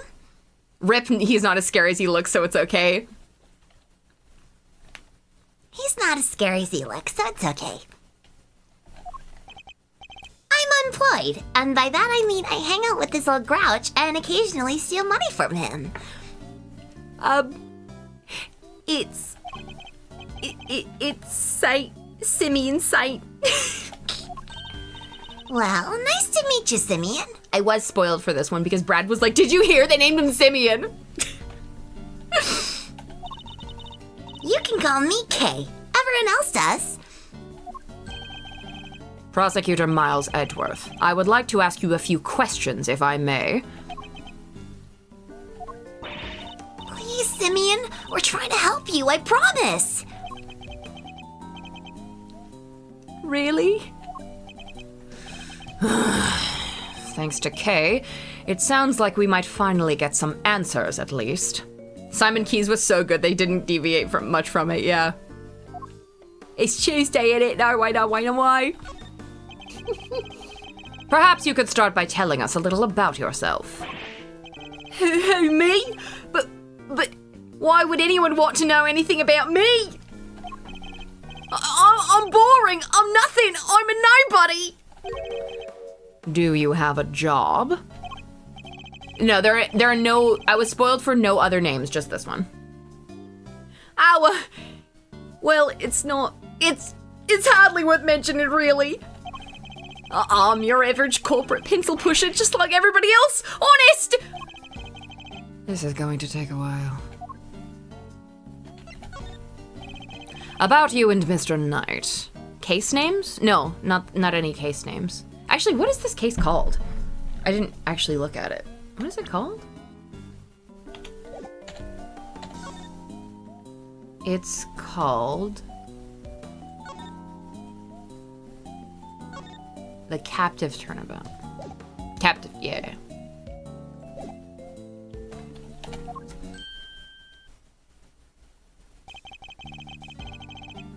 And just when I thought we were making progress. Okay. So, Simeon, did you know Mr. Knight? Come on, you can tell me. Bronco? Yeah, I knew him. We were friends. Interesting. I wonder if he knew that Knight had been arrested. And, did you know Mr. Knight had been arrested? Yeah, I even came to visit him.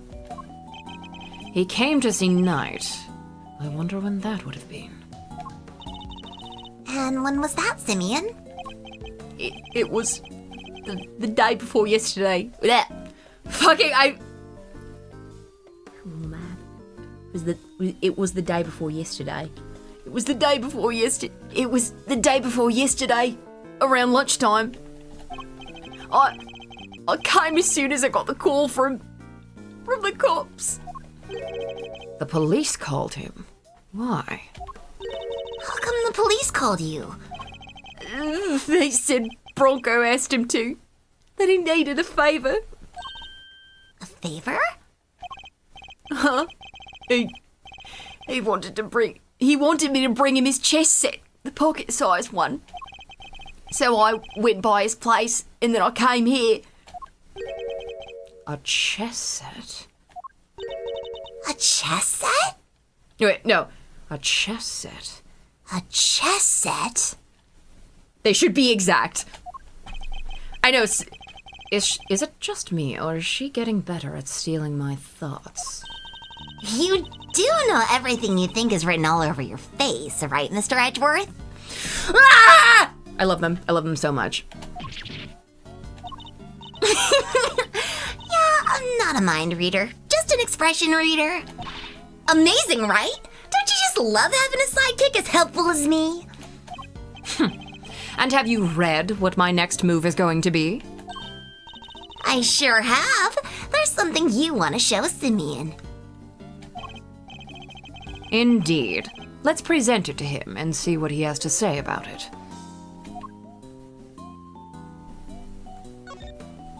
They're so fucking cute. Bye, Ninja. So, this chess set. Oh, that's the one I brought for Bronco. Well, that settles that at least. We, found it next to Mr. Knight. He always had to have a chessboard somewhere nearby. I'm not surprised he had it with him when he... Simeon, you and Mr. Knight, you were very close, weren't you? Yeah. We were best friends. At least, I thought we were. But I guess I was wrong about that. What do you mean? If I knew him so well, why was it such a shock for me to find out he'd killed someone? It's not easy discovering that someone you're close to has committed a terrible crime. You and Mr. Knight, you were toxic reality, weren't you? It's a very bitter pill to swallow indeed. How could it all ended like this? I could never have imagined something so awful. Something's not right here, Mr. Edgeworth. There's just no way Simeon murdered Mr. Knight. Yes, he certainly doesn't seem to have an obvious motive. Then again, he wouldn't have been arrested for no reason either. I wonder what grounds they had for doing so. Why were you arrested, Mr. Saint? I just don't get it. Why won't he talk to me? He's like, I just don't get it.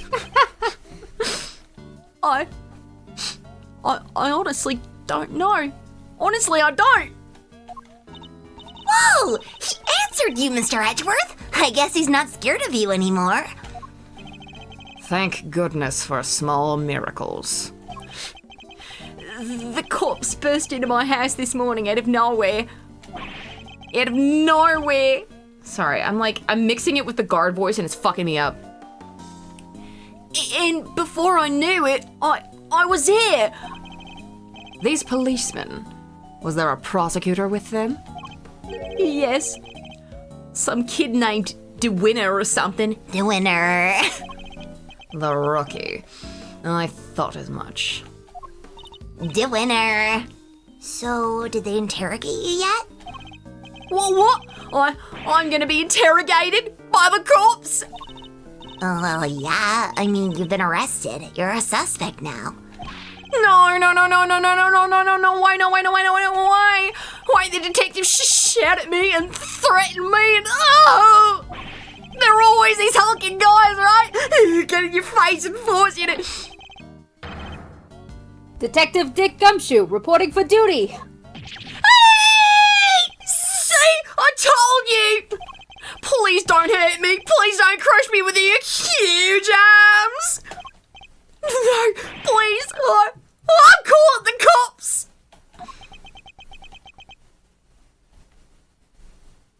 Nori. What's up with this guy, Mr. Edgeworth? Oh, nothing, Detective. You're just being you. I guess it's just how you are. I don't get it, sir. Look, Mr. Edgeworth, Simeon is clearly innocent. So there's gotta be something we can do for him, isn't there? Nori, don't crush me with your huge muscular arms. You're so scary. Mr. Saint? Yes? You were Mr. Knight's friend, and 2 days ago you came to visit him. You had nothing at all to do with his murder. Is my understanding correct? Yes! I didn't kill anybody! Very well. Then I will choose to believe you, and I will do all that I can to assist you. Huh? But why would you help a nobody like me?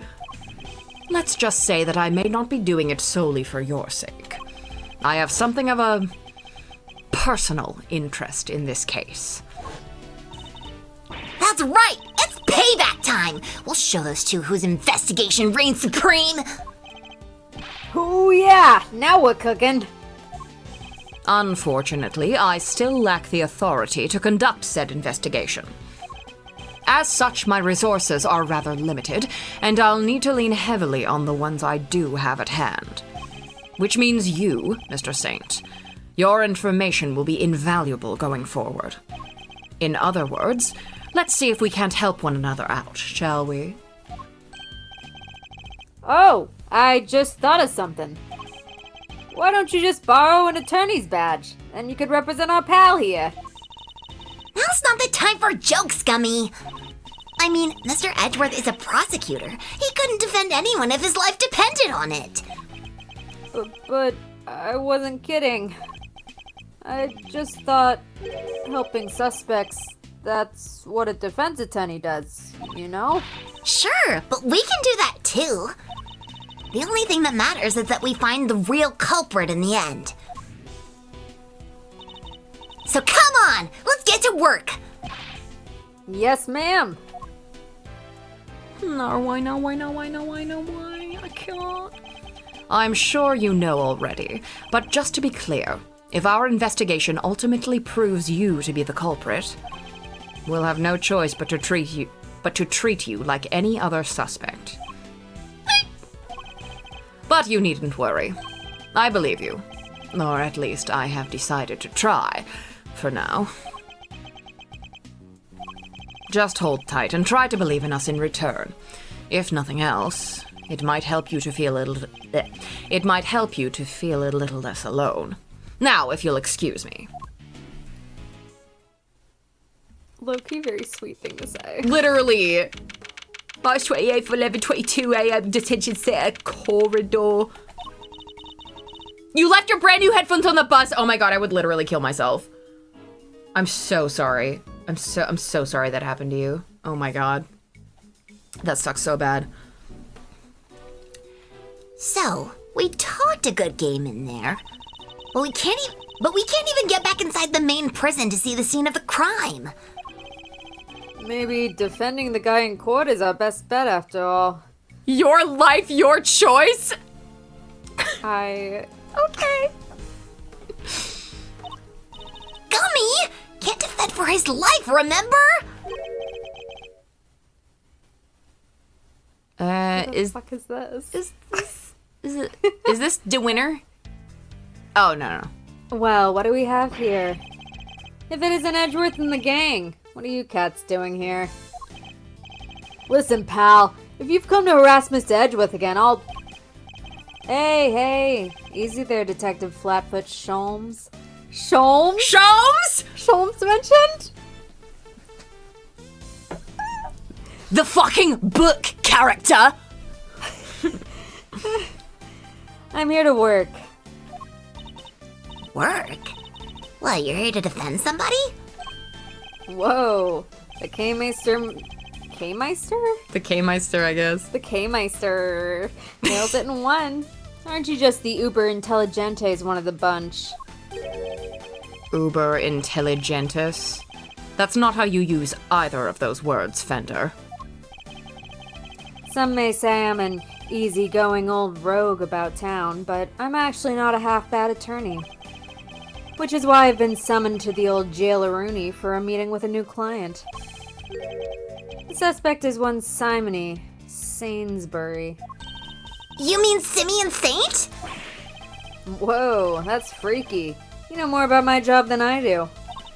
Wait, Mr. Edgeworth? Mr. Fender's a defense attorney! Are you thinking what I'm thinking? She's doing like the... Mr. Fender's a defense attorney! I fear I might be. In fact, it could be our only option. Not so long ago, I found myself embroiled in another case that wasn't mine. I managed to worm my way onto the crime scene by agreeing to be a certain someone's subordinate. Not an experience I ever want to repeat, but I fear I may have little choice. What's this guy? Fender, Before you say another word, I just gotta point out the fine print. Eddie Fender doesn't take on associates. Say it ain't so, I hear you protesting, but pompous prosecutors are a no-go. Especially those of the Von Karma variety. I should have known he wouldn't forgive me that easily. I understand why you wouldn't want to work with someone like me. What's more, I understand how you feel about all things Von Karma. But please, believe me when I say, I'm not the man I was back then. I'm no longer under my old mentor's spell. You better believe it, pal. Miss Edgeworth has changed man. Sure, he used to be the demon prosecutor. But he's not like that anymore. Yeah, he used to forge evidence. I mean, not purposefully, but he, yeah, he used to... Well...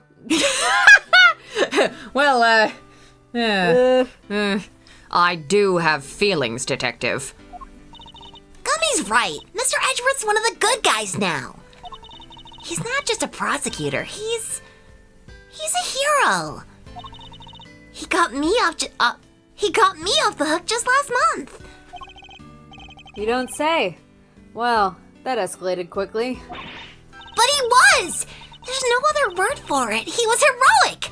Great thiefly, even.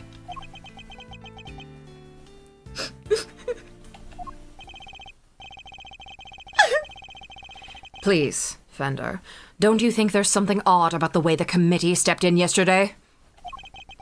There's more to this case than meets the eye. I'm certain of it. Like, sometimes I just think about the fact that he saved her life. She saved his life by making him duck below that gun or whatever. But like she was going to, if Sheena had arrested her, she would have been put on trial for murder and potentially been executed. Like, that is like, to her, that's like, wow, Mr. Edgeworth went out of his way to save my fucking life. Like, literally, like she's not lying. It was like, that would be heroic to her. Fuck! Ah! I want to kill myself. I can't just walk away from this. I can't! Such a girl dad. Literally. Please, allow me to help you with this investigation.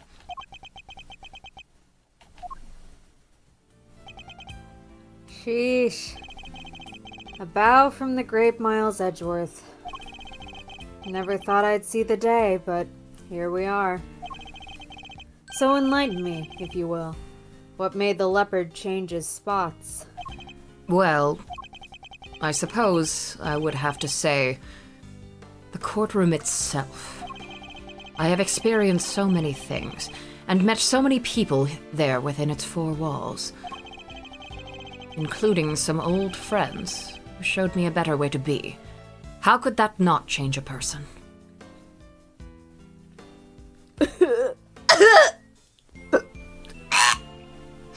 Wait, I love that Kay was not here for any of the demon prosecutor stuff and just genuinely sees him as a pure hero and is probably one of the only people who could see him that way. It's like... No. Fuck! Yeah, the Deadworth Narumitsu double combo. Fuck! What if we all killed ourselves? Literally, what if we all exploded? Would that be crazy or what?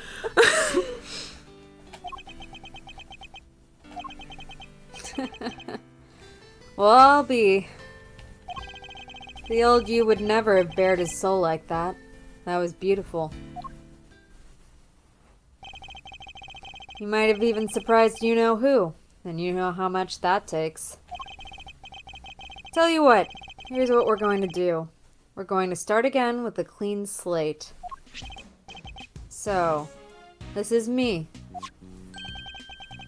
Edgeworth & Co. Law Office is Eddie Fender senior partner? Edgeworth? That's right. Mr. Fender here began his legal career as an assistant to my late father, Gregory Edgeworth. What? Your dad was a defense attorney? So, the you-know-who Mr. Fender keeps talking about is... The clever K-Meister nails it in one yet again. That's right. I was talking about his old man. Guess you all noticed I kept his name over the door, so to speak. Least I could do for old Gregory, really. Listen, Edgeworth. Miles. I'm going to level with you here. I don't trust you. Not fully, anyway. I can't just forget about all those years you spent licking Von Karma's boots, you know? Anyone can say they've changed. I'm going to need you to prove it. I noticed some of the official translation lines substitute cute for clever or other praises for herself. Nice! Yeah, I love that. I'm liking Eddie so much more than I did when I played the fan translation. Translation, every 2 seconds it was like, oh, come here, I'm gonna hug you. It was like, ah! And it was like, oh my gosh, Kay. Every 2 seconds, it was like, oh wow, Kay, you're so cute. You're like, oh wow, the cutie Kay. Like, yeah. We don't even need to come up with this sweet baby Eddie's barbecue sauce. That was like when we were doing the first like playthrough ever of it. I was so just like icked out by the constant like creepazoid joke that instead of hugs, we made the joke that every time he like does that hug thing, he was like offering samples of his new barbecue sauce, and it was called Sweet Baby Ray's because that's like really an actual good barbecue sauce brand. So yeah, but now we don't have to do that. It's great. Eddie's edibles. Sorry. And besides, you know it's what Gregory would have wanted. Very well. I accept. Okay. Then that's enough hardball for one day. Let's move on to the fun stuff. I hereby appoint you interim associate of Edgeworth & Co. Congrats, man. I will try not to let you down. Well, doesn't this bring a tear to the eye? The prodigal son coming on board at his late father's firm. Permission to come on board too? Please, Mr. Fender? You don't even have to ask, kiddo. Welcome to the crew. Woohoo! Thanks, Captain! Alright, I guess it's time to go to work. So, where to begin? Any bright ideas, Miles? Where were we when we were so rudely interrupted? Well, I guess it's safe to say that probably wasn't the victim. Indeed. It sounds more likely to have been the person who found his body. I believe we need to speak with the person who found the body. Just what I was thinking, eager associate. We do indeed. Hannah, excuse you. He is not the only person that calls him Miles. Francisco was here first! Still the type to smile and nod, I see. That will certainly make my life easier, boss. Now that that's decided, let's get going! What about me? It's okay, Hannah. I'll forgive you this once. I'm a detective. I can't just hop on board as an attorney's assistant like you guys. He has a point. I can't leave him adrift all on his own, now can I? Detective Gumshoe, I have a special assignment for you. You are to continue investigating the case under Mr. Winner. The winner. And if you happen to discover anything that seems useful, you are to notify me immediately. Can I bake a fish? You're in a uniquely powerful position, Detective, and I'm going to need all the info you can pass our way. You can count on me, sir. I'm a real pro when it comes to letting things slip to the defense. Trust me, I know. But just this once, those loose lips of yours might be what saves our ship.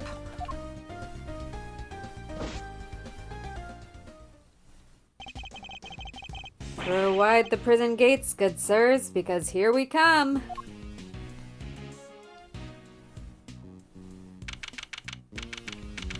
March 28th, 11:50 a.m. Prison corridor. So, any idea how we track down whoever found the Bronxer's body, Miles? I think our best bet would be simply to ask around. Oh, don't you dare. Oh my god, it's her.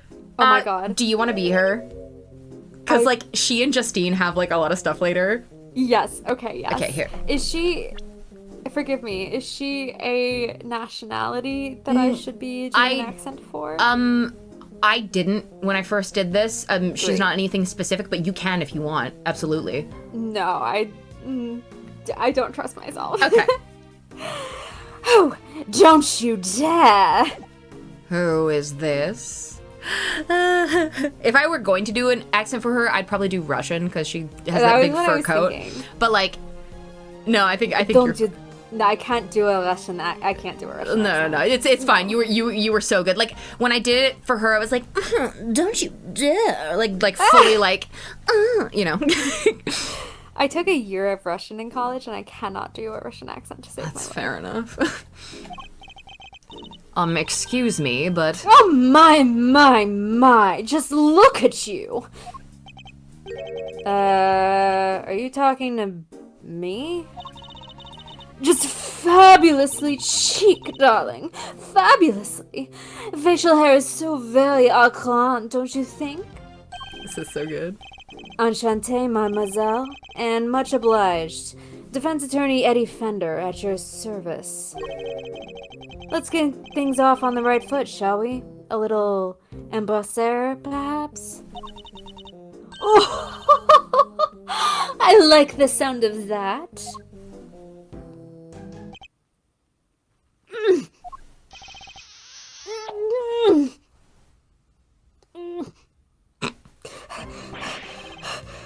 Right on the kisser. Well, how else does one greet a new friend? A little smooch is entirely de rigueur, don't you think? Wow, talk about stealing a kiss. Indeed. An act so shameless it puts even great thieves to shame. Physical contact is so very important as a form of expression for our little family. Everyone in this lovely home will tell you as much. Hey, if everyone else is hip to that, I can be hip to that too. Sure. Fifi Lagarde, by the way, warden of this charming abode. Fifi is great. Fifi Lagarde. Is there a pun there? What is it? Fifi Lagarde. I mean Lagarde, like the guard, but Fifi. Fifi is Fifi's fun. Fifi really Lagarde. Good. I guess she's now supposed to be French, but like, don't change the voice you're doing for her. It's so good. Not Jacques Sportman all over again. Jacques Sportman. Fifi Lagarde. Fifi Lagarde, by the way. You may call me Fifi, of course. Fifi. It's so good! Yeah, I'm assuming the guard thing is supposed to be from the same place as Patrol Patricia Rowland. Yeah, Fifi's just a good name. So she's the warden of the entire detention center and prison facility, is she? A pleasure to meet you, Miss Lagarde. Okay, oh my god, she would introduce herself as Fifi Lagarde, and then he would say, Ms. Lagarde. Pita sauce? It would be so fucking annoying. Miles Edgeworth. I am an associate with Mr. Fender's practice. I hope you don't mind me asking, but were you here in the prison yesterday? Oh, don't be silly, darling. Of course I was. Yesterday was a very important day, after all. Important in what way, exactly? A big meeting of some kind, perhaps? A meeting? Oh, heavens, no! I couldn't think of anything worse. No, yesterday the circus came to visit. It was simply spectacular event featuring some terrifically talented animals. Anyone who was anyone had to be there. If you were here at home, you were watching the show with me. The performers set up a special stage in the yard just for us. We were one very lucky family, n'est-ce pas? So she was at this circus performance for the inmates yesterday morning. Mr. Carcerato mentioned a show yesterday as well. He must have been talking about the same thing. What time did this show take place? From around 8 until 10, maybe? Yes, something like that. Meaning it finished right around when the body was discovered. And by dint of having attended the show, she has a reasonably solid alibi. Oh, would you look at the time? Sorry, darlings, but I really must dash. Feel free to explore our home. Mikasa, Sukasa, and all that. Ciao for now. Queen. Well, what now, Mr. Edgeworth? The person who found the body screamed, and that scream was heard by one inmate that we know of. Therefore, our first task is to question this inmate and see where his information will take us next. Didn't you tell me to talk to the monkey? Because I had no time to talk to the monkey last time. Someone told me to talk to the monkey. They even have ponies. This one's only big enough to carry a small child. Isn't this great, Mr. Edgeworth? It's like being at the zoo! Except it's the humans, not the animals, who live in captivity here. No one would mind if I took one home with me, would they? Yeah, the pony's here for me specifically. If by home you mean behind bars, then no, I suppose not.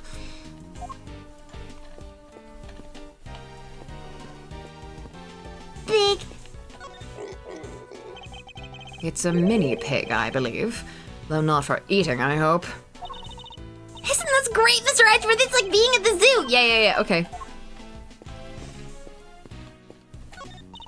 Look, Mr. Edgeworth! It's a monkey mountain! Not something I ever expected to see in a prison, I must say. Doesn't it look like fun? Not in the least.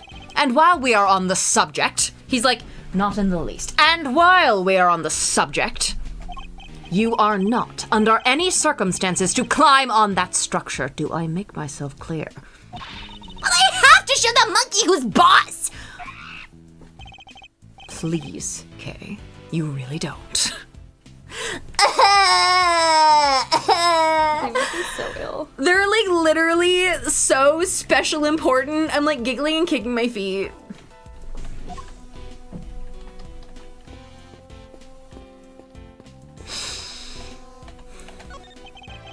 Do you have a moment? We have a few questions for you. Oh, who's a good girl? You are, you're just perfect. She really is. She's beautiful. Ahem! Meow! He's finally noticed me, I think. I was wondering. What's her name? It's Waggy Mab, she's my little friend. Yes, right. As you were then. What I need are answers, not clawful puns. Boo! Boo! Oh, it kind of looks like Manya. It looks like the half of her that's Tabby, and then the other side that's Calico. Like, you guys have seen her, right? Like, split right down the middle between Tabby and Calico. Fucking weirdo, dude. Who made that thing? I love her so much. I bought it at the store. Isn't that fucked up? Don't trust the bunny? Well, now I have to talk to it. Why is there a rabbit just... I nearly tripped over it. Isn't this great, Mr. Edgeworth? It's like being at the zoo! Yes, you've mentioned.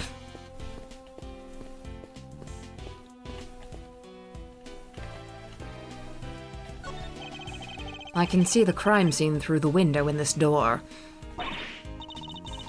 Mr. Edgeworth, you can't just shove your whole face in front of a window like that. You have to do it more sneaky-like. Steal a few good looks while keeping a lookout for your enemies. I am not a criminal, Kay, so why should I have to behave like one? Yeesh. I was just trying to teach you my special sneak peek technique. My special sneak peek technique. That's a great name for something.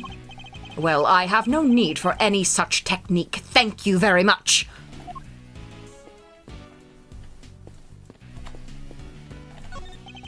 This is the door to one of the workshops. Why do they have workshops in a prison anyway? They're for people to train in for when they return to life in the outside world. But a dead body was found in one of them, right? So then, it's not really doing a good job of helping anyone return to life, is it? I suppose that's another reason why we should aim to clear up this mystery as soon as possible. This looks like the way to the prison yard. Sadly, the shutter is locked tight. Freedom waits just on the other side. A stoic lock and a key twixt mind eyes and nose in the outdoor breeze. Such a cruel fate it is indeed. The more I think on it, the more it eats at me. And whose thoughts are you attempting to channel exactly with that soliloquy? She was kind of that was kind of bars. She kind of ate. She kind of ate. I wonder where this door leads. I don't know about you, but I'm getting some real strong vibes coming from there. Maybe that's where they keep the super duper dangerous prisoners. That's certainly a real possibility. In which case, we'd better turn back while we still can. Wait! I was only kidding, you know?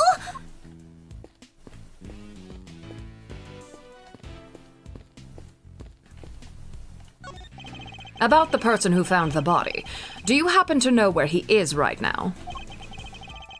Should be in one of the workshops, I guess. Usually is at this hour.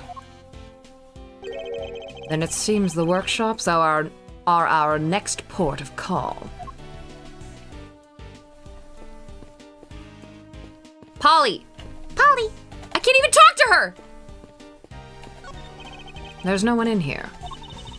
They took him to solitary, remember? I wonder when he'll be back. It may be a while. I got the feeling he was in pretty serious trouble. Poor guy. Did you see the tears in his eyes? He really didn't want to go. Yes, the way they had to literally drag him away was certainly unusual for a simple timeout. I shudder to think what kind of punishment he's facing right now.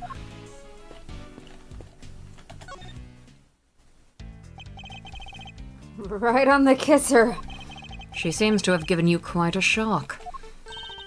And why is that, I thought you were a man of the world. Yeah, well, I'm all for saying hi with a hug, but going straight for the kiss? Cool your boots, am I right? Woo me a little before puckering up, that's all I ask. Wow, never would have pegged you as the shy type. That's not the issue here, I think, Kay. Listen, Miles, I've been meaning to ask.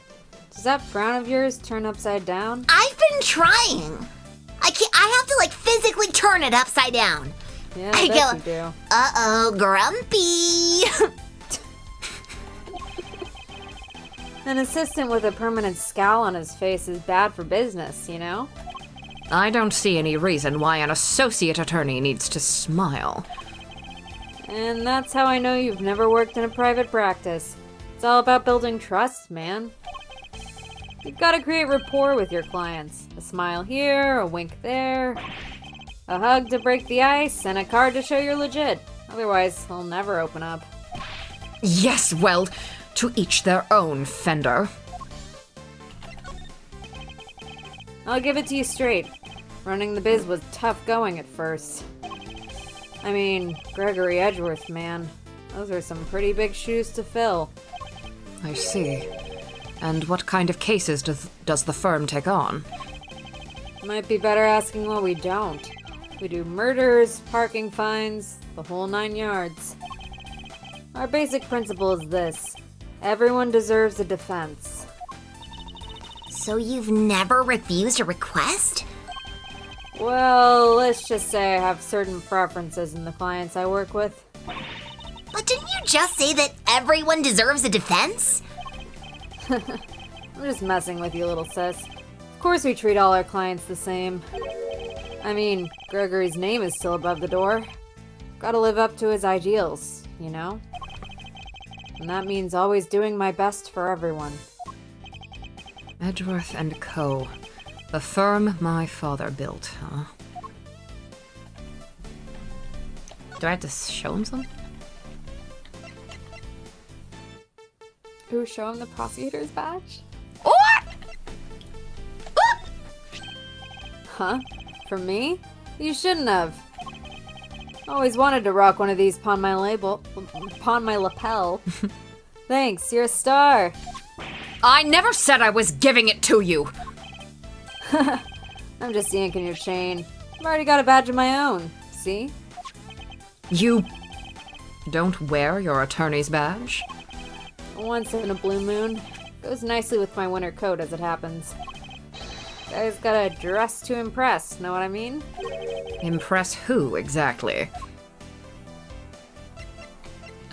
Chess set? Show him chess set? Okay.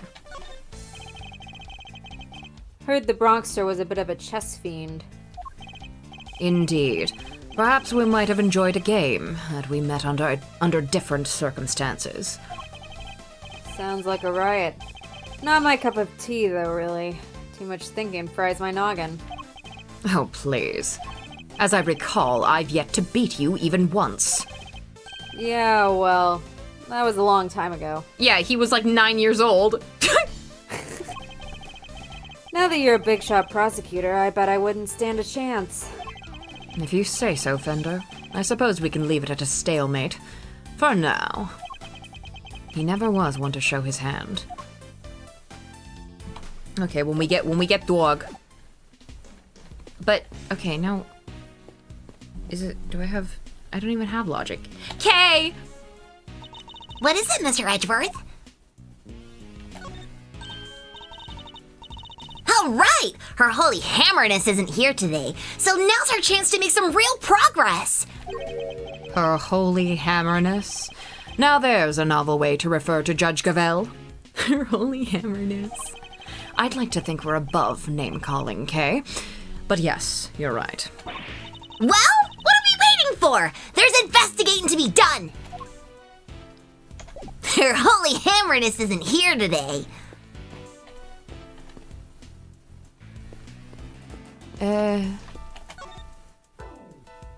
Oh. Hello? Anybody in there? Nice try, kiddo, but this isn't a bathroom stall. Yo, you there? You there. Could you help us out here, my good man? Yes, sir. What can I do for you? Is somebody using this workshop right now? Yes, sir. One of the prisoners is in there. Just confirmed it myself during the noontime roll call. We'd like to speak with this prisoner, if that's all right. Sure, I'll go fetch him right now. Won't take a sec.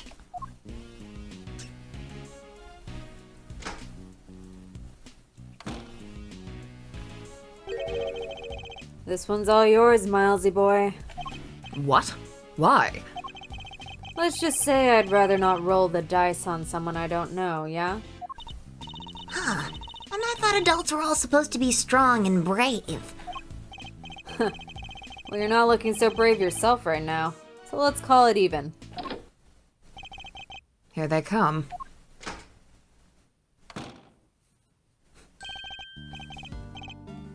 Hello. Hello. I hear you wish to speak with me? Not exactly the hardened criminal we were expecting, is he? My name is Miles Edgeworth. I'm a public prosecutor. The prosecutor, you say?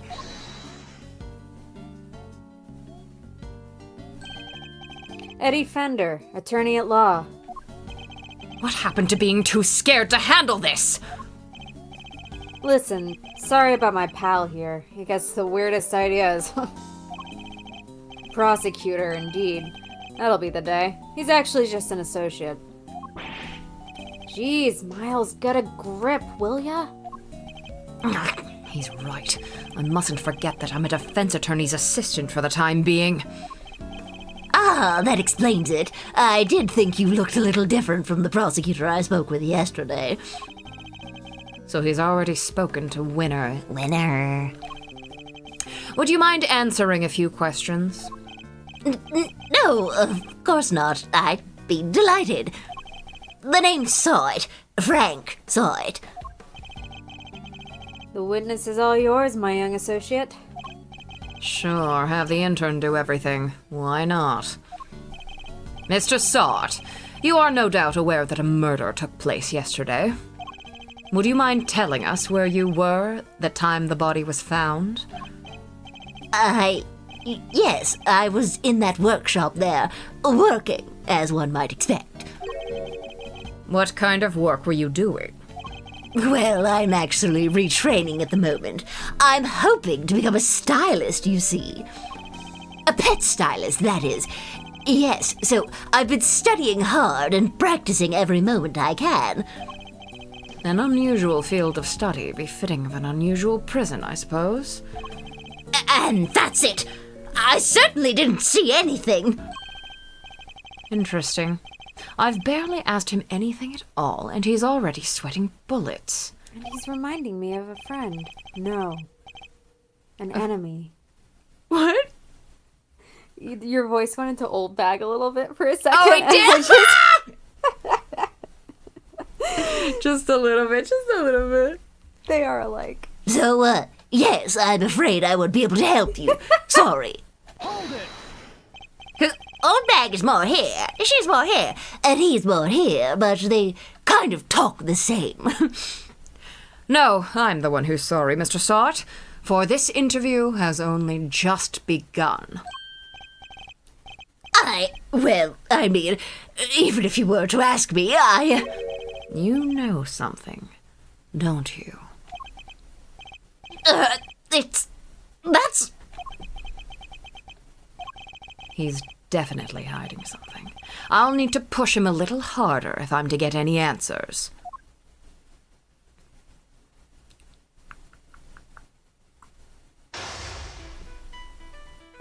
The first step is to analyze the situation. Let's take a look at our opponent. I didn't see anything. I really can't help you, I'm afraid. Something tells me he'd be a good poker player. It's hard to tell much at all from his face. And I don't think he'll be giving me much in the way of physical cues either. I'll have to rely solely on his words instead. That's the only way I'll know what's going on underneath. All right, time to make my first move. Let's see who we're dealing with here.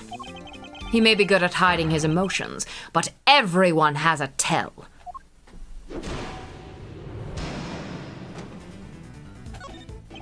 Tell me, what's your connection to this incident? Which incident? The murder? Oh, well, it has nothing at all to do with me. Nothing. Really? I wouldn't dream of getting involved in anything as ghastly as that. Well, you see, how can I put this? I like to think of myself as an upstanding citizen. A good person, if you will. A good person who's in prison? If you don't have anything to ask me, I do need to be going. Oh, perhaps a little more proactivity is called for. Fuck! I used to be so good at mind chess.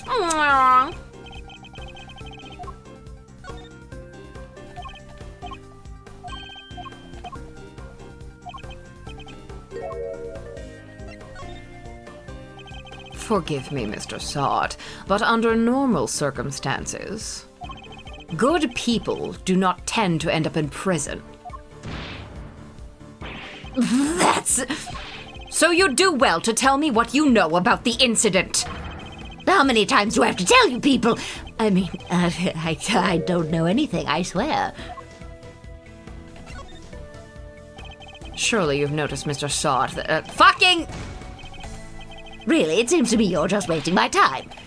Dude, I'm fucking it up. Dude, I'm fucking mind chess up so bad.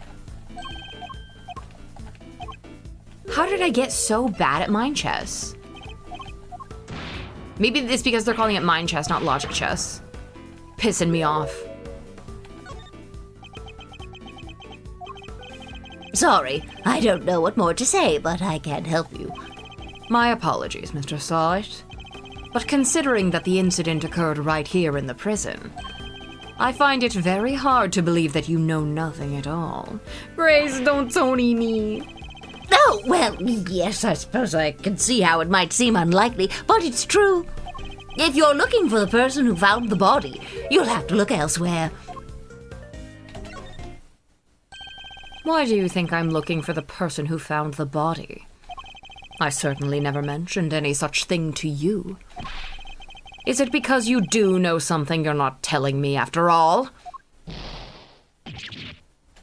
No, I just sensed that's who you might be looking for, that's all. I'm simply a pet stylist in training. I don't know anything, truly. There's no doubt about it now. This man is hiding something big. In which case, let's find out what he did yesterday, the day of the incident. My opponent is very good at hiding his true feelings, but not for long. Okay. What lurks behind that phony smile? Tell me about the day of the incident. If you really don't have anything to do with the murder, then you have nothing to hide, right? Well, the day of the incident? Oh gosh, I mean, so much happened. Now, I want to know what you were doing, Mr. Sart, in detail. I have always thought that the chess dimension background was something that Kay programmed in with Little Thief. And she just does it every time. She's like, it's time for that, isn't it? That's Get cool. him! Kill him! I told you, I'm a pet stylist in training. And that's what I was doing yesterday. Training. Specifically, I was giving the animals a trim. You didn't notice any commotion at the time of the incident? I would imagine things were suddenly quite tumultuous around here. Well, commotion, you say? No, not really. Maybe I heard someone, but... Were they screaming? You heard someone? Was this someone screaming by any chance? And don't try to tell me you don't remember. The only thing she did between games was add a blue mode to Little Thief. Yeah, the chess pieces were there too. You continue to assert that you know nothing about the incident, Mr. Sard.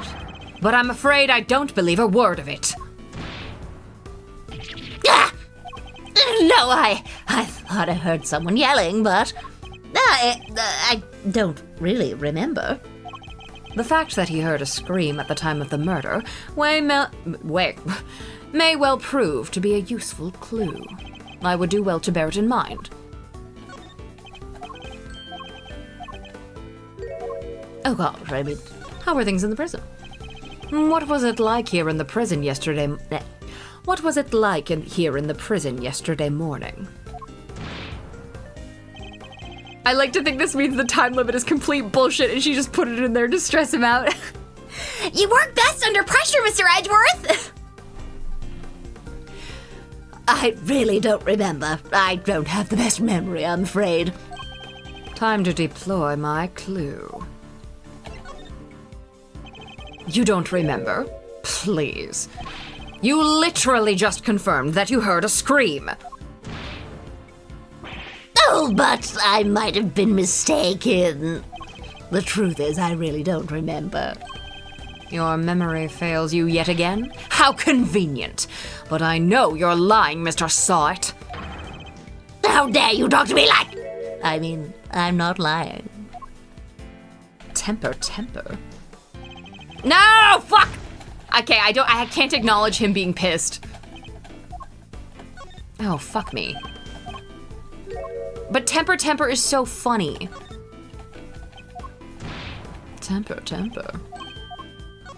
Oops, no, fuck, I forgot to deploy my clue. I just kept pressing it. I hate getting back to where I was in Mind Chess.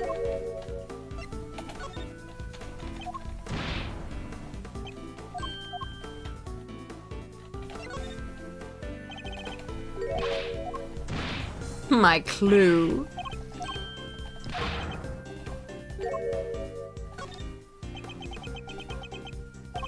Look, if you must know, when I'm working with the animals and...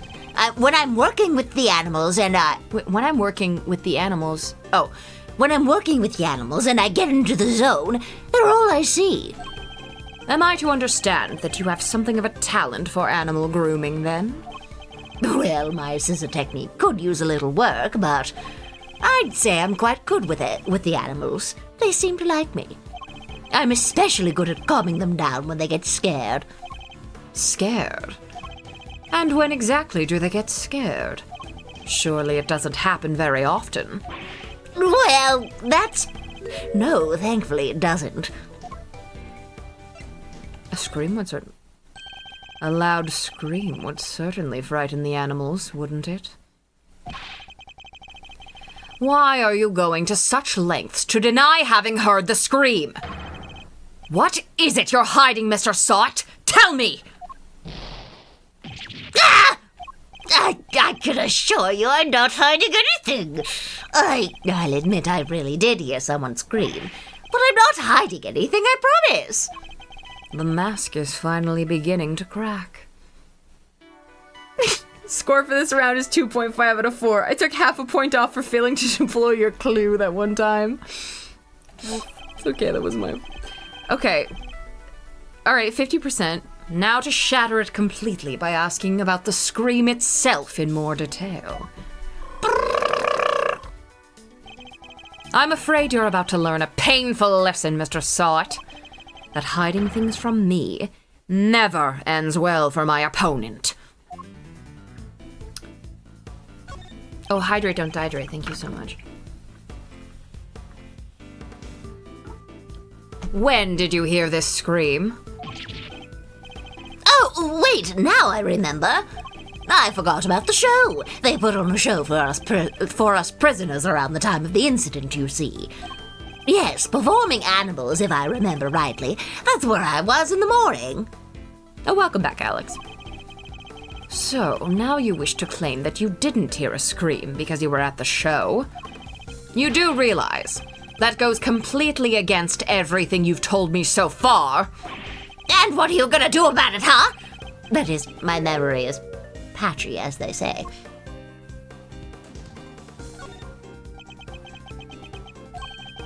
The animal show really had to be seen to be believed. It did it? It did it? Tell me, what kind of animals did you see? Yeah, well, someone seems to be hopping mad. It's so...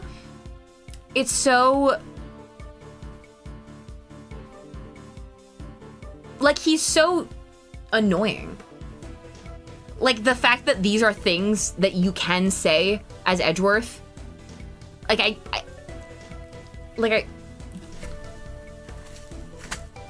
you know? Most annoying person alive, absolutely. Let me think. Well?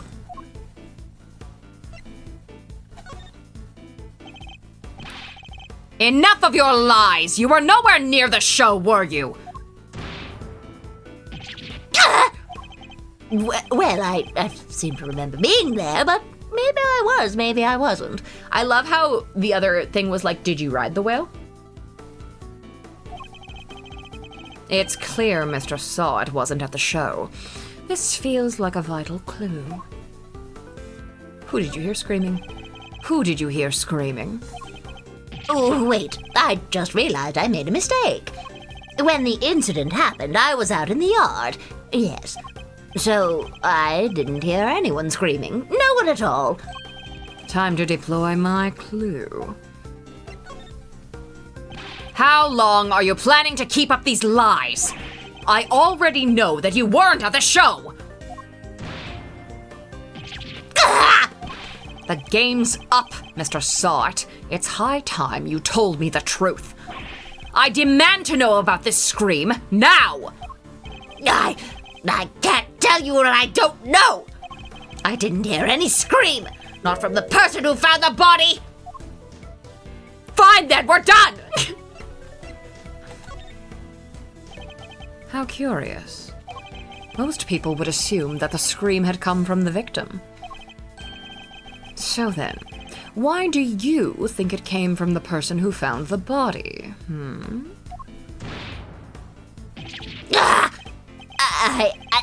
I made a mistake, that's all.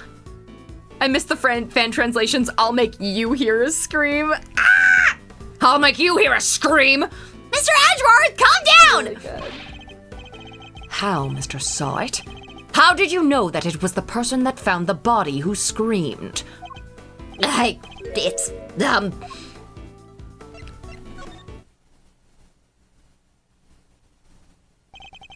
Shall I tell you?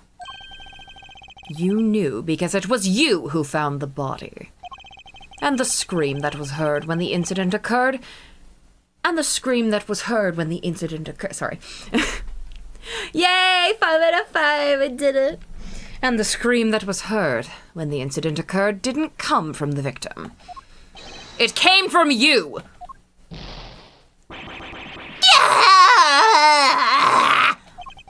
How did you? It's true, I admit it. But what gives you the right to treat people like this? Checkmate. Okay, 70%'s not bad. It went better. You know what? Mine chess started going a lot better when you started telling me that you were scoring me. Now that we've established that you were the one who found the body, Mr. Sawit, I believe you have lost any standing you might have to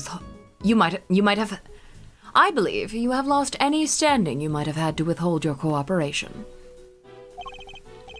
All right, you win. But I'm sure I won't have anything useful to tell you. It's probably not even worth your time. That's not for you to decide.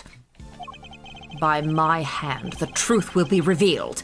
Every decision I make is to ensure that end. Except, that's not exactly what we're here to do, is it? What do you mean? I just have to look at them. Yeah.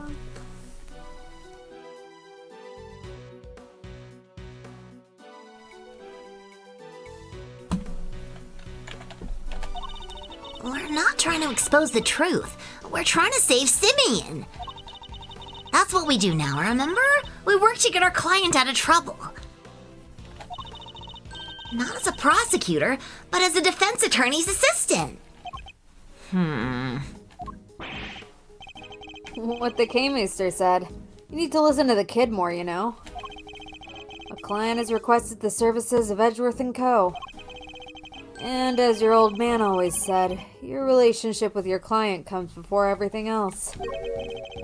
So if you think Mr. Saint's well-being is taking a back seat to some quest for the truth, well, let's just say I don't like to fire people, so I need you to fight against your instincts a little harder, yeah?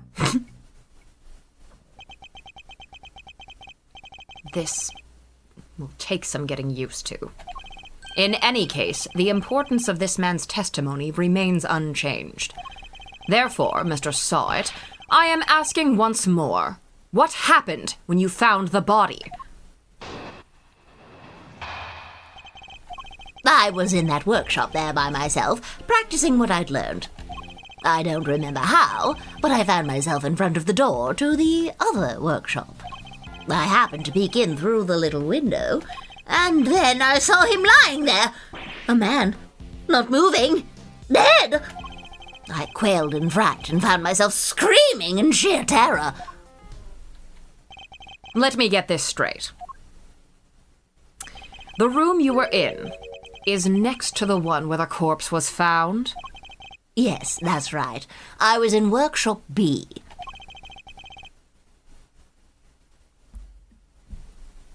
Oh, the AA1 testimony reference? Oh, what one was that?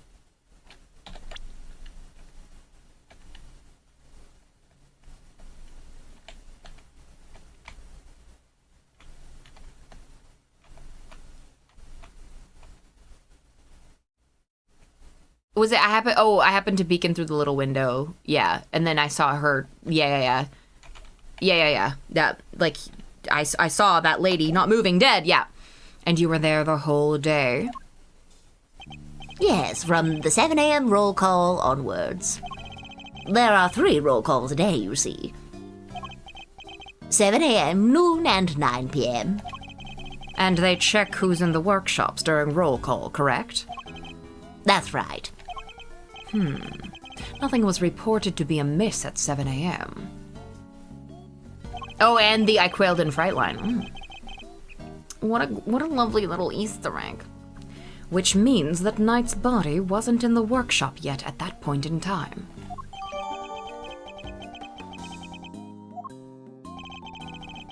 Guess that means the murder took place after 7 a.m. Which puts it right around the time the show was happening. Ah, yes, the show. I remember the other prisoners going to see it. And therefore, anybody who wasn't at the show has no alibi. Would that be a fair assessment, Mr. Sawit? I guess so, but I only found the body, I swear!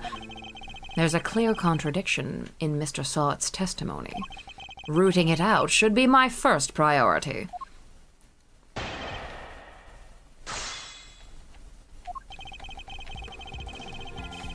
Okay. I don't remember how, but I found myself in front of the door to the workshop. Oh. Objection!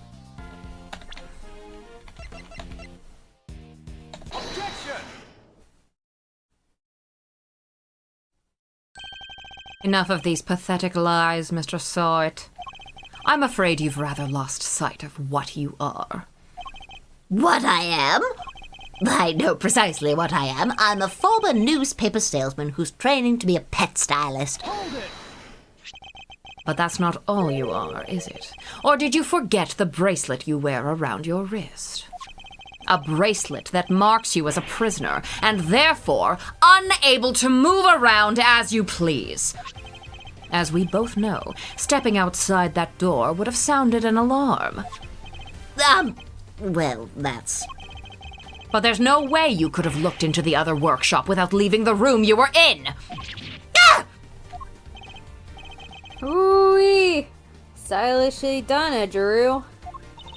But doesn't this mean that Mr. Sawit couldn't have found the body then? Good question, Kay. Perhaps Mr. Sawit himself can explain.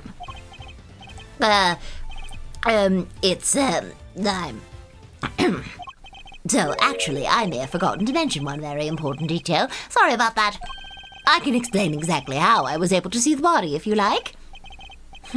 By all means, go ahead.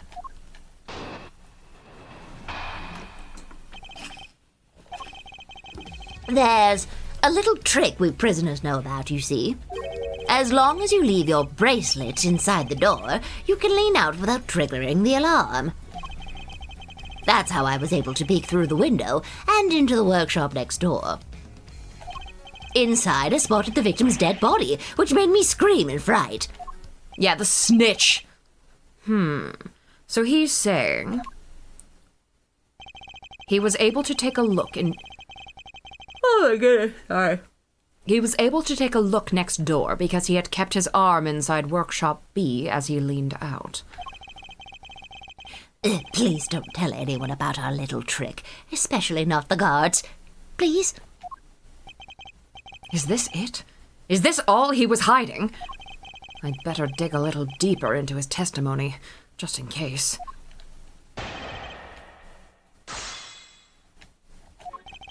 Okay. As long as you leave your bracelet inside the door, you can lean out without triggering. So I was able to peek through the window.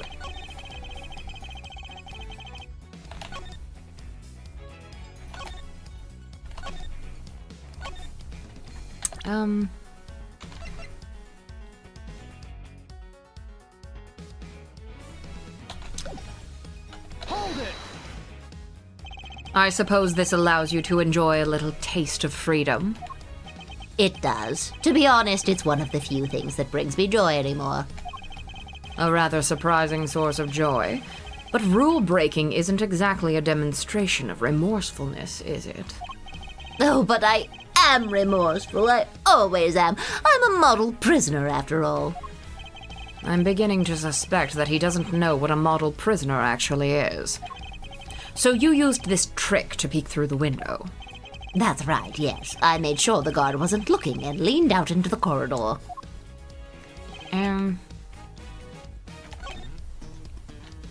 Hold it!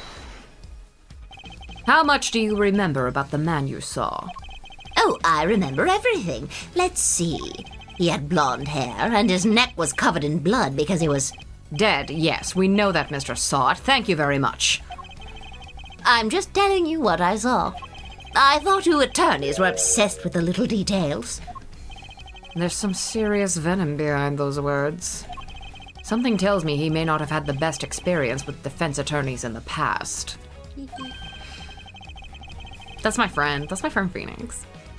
So he was able to peek into the room next door by keeping his arm inside the workshop. But is that really all he was hiding? No, I'd better dig a little deeper. Yeah. Okay.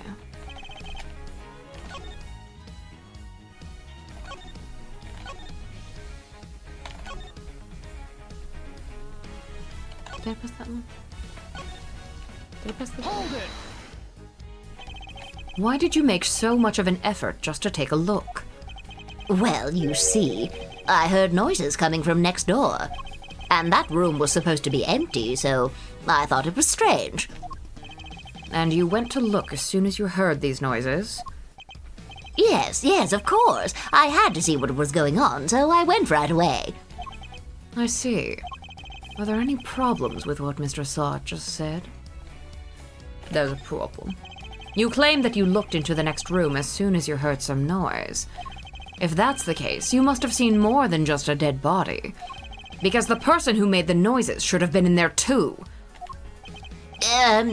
That's... You've got him quaking in his boots, Mr. Edgeworth! Mr. Sot! Tell us the truth about what you saw! You do, of course, have the right to remain silent. But it will do little to dispel the notion that you were somehow involved in this crime. I'm sorry. I did see something else, but it's too insane to believe. I really thought I might have dreamt it. That's why I wasn't sure if I should mention it. Just tell us what you saw! All right. It was that dog. He had that dog in him. And what I saw is the stuff of nightmares. That huge black dog then sunk his terrible teeth into the victim's throat. What did you just say? It was hellish. Utterly hellish. That beast! That awful beast! He killed him! Suddenly I don't feel so good. Jeepers creepers. That's awful. Talk about traumatizing. Jeepers creepers. It was dreadful. Horrible. Now you know why I couldn't help but scream.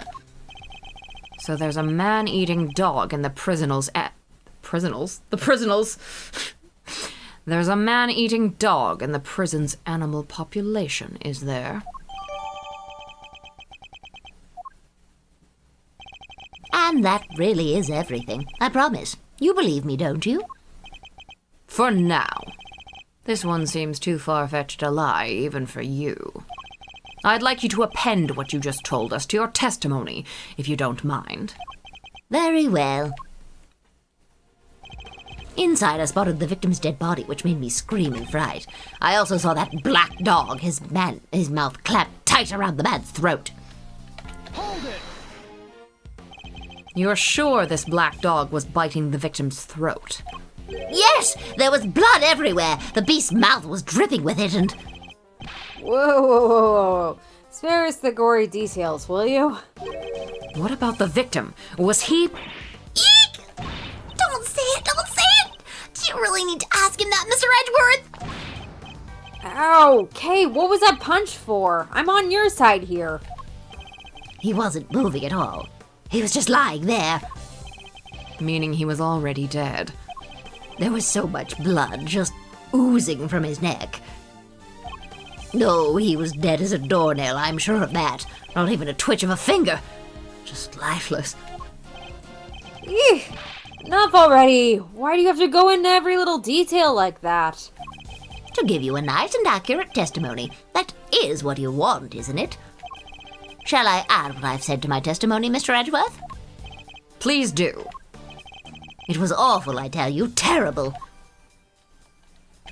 Oh, he was dead as a doornail, I'm sure of that. Not even a twitch of a finger. Just lifeless. How...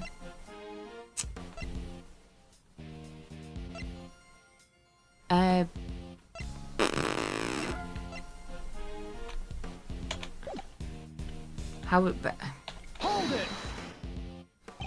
You paint a very vivid picture. Well, I had a front row seat, I suppose. I could almost feel the agony of the poor man's final moments. I don't think I'll be getting any sleep tonight, Mr. Edgeworth. You won't? Well, that's unfortunate. Yeah, and it's all your fault for pressing for more gory details. I'll be having nightmares tonight myself. It's also fresh in my memory. He really just said, Damn, that sucks. Sucks to suck. Like, oh man, Mr. Edgeworth, this is really scary. Sucks to suck. Fuck you!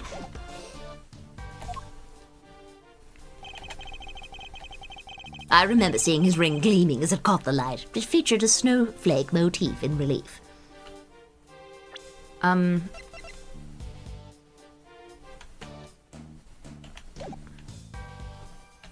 it!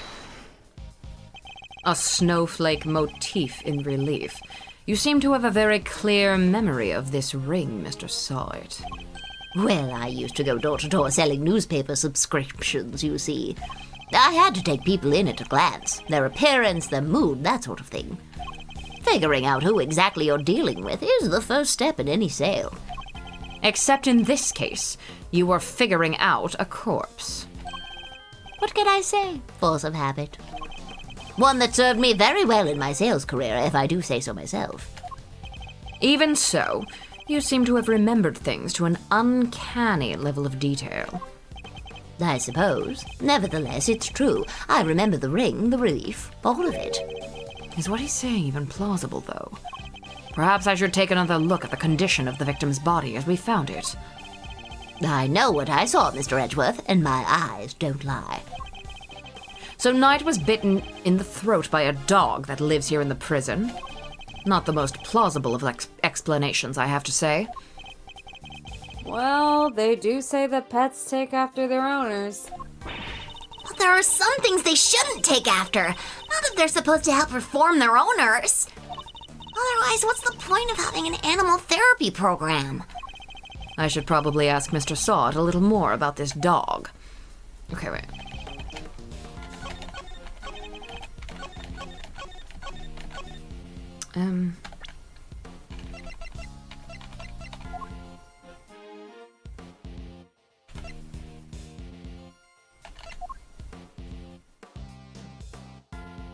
Is it this? Objection! No. If you'd be so good as to take a look at this piece of evidence, Mr. Sawit. I see it, but I don't see its significance. Come now, it quite clearly contradicts your testimony. Does it? I don't think it does. Looks like I got it wrong. What's the matter, Mr. Edgeworth? This isn't like you. I was just sounding him out. Oh, don't give me that. You can just say you were wrong, you know? But I wasn't wrong. I was mistaken. That's actually true. He's like, how could he get in there? Maybe if I... Oh, I think it's because, yeah. Objection! There we go. A ring with a snowflake relief. Yes, I saw it clear as day. It was carved in such fine detail. Interesting. Your testimony is certainly very accurate. In fact, I'd say it's just a little too accurate. And what's wrong with being too accurate? I mean this. You testified to having seen a ring with a snowflake design on it. And while the victim did indeed have a ring on his finger... See? Exactly as I said. There is no way you could have seen it. Take a look at this photograph. As you can see, the victim's right hand was covered by a tarp. It would have been impossible for you to see his ring, let alone what design was on it. Unless, that is, You approached the body and removed the sheet. You told us earlier you only took a look through the window in the door. Yet you seem to have taken... Yet you seem to have... Oh my god. Yet you seem to have seen quite a lot from such a disadvantaged... Yet you seem to have seen quite a lot from such a disadvantaged location, Mr. Sawit. Nailed it. Nailed it. I just had to hold my hands like this. Who the heck do you think you are, huh? Mr. Big Shot acting like you know it all. I mean, I saw what I saw, I swear. Oh, I know, the man's arm, it must have moved under that top after I peeked in. Nonsense, you already told us that can't have been the case. He wasn't moving at all. He was just lying there. Dead. Meaning he was already dead. You said it yourself that the victim was already dead. And dead men don't move, do they? Ooh-wee. Is that the stench of to desperation I smell? What are you hiding, Mr. Sawit? Tell us! No, You're wrong. I know what I saw.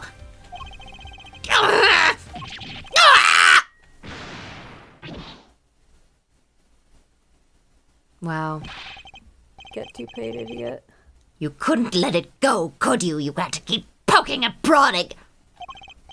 You slimy two-bit associate attorney! It seems the real Mr. Sawit has finally revealed himself.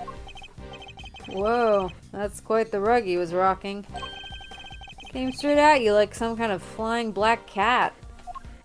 Look, I'm just a sweet, innocent witness here! But are you really?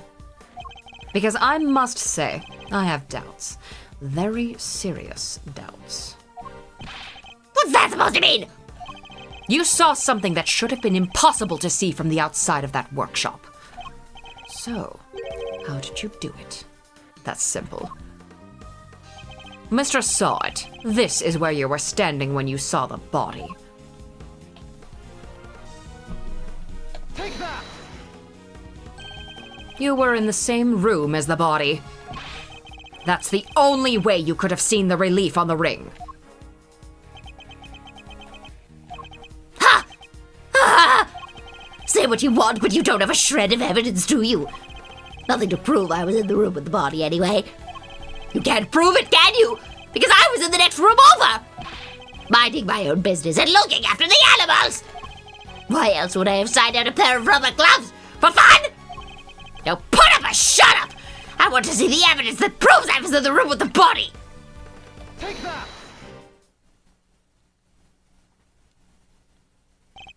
Remind me, Mr. Sawit, what were you doing when you discovered the body? How many times do I was practicing my pet styling techniques! Of course.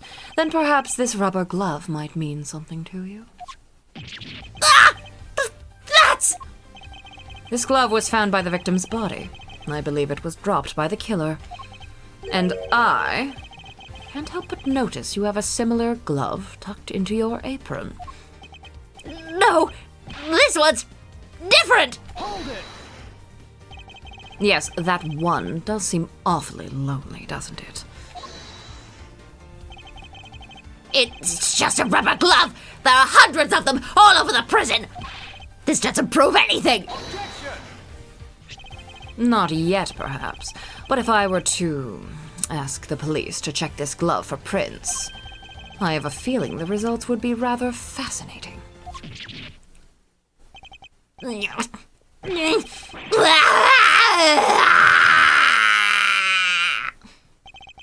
It's over. Objection!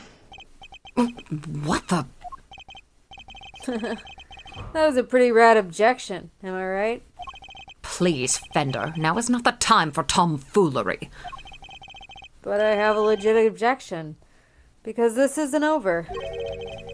There's something that still doesn't make sense. Our man here's a prisoner, right? He's got one of those bracelet doohickeys on. That's true. So how could he have left his workshop in the first place? His bracelet would have triggered the alarm if he tried. Right. We don't have a good explanation for that yet. Well, anything you'd like to share, good buddy? We're all friends here. That's weird. Should be clinging onto that bracelet like the big round lifesaver it is. In what way? As in, it's the best hope our wig-flinging friend here has for getting off the hook for murder.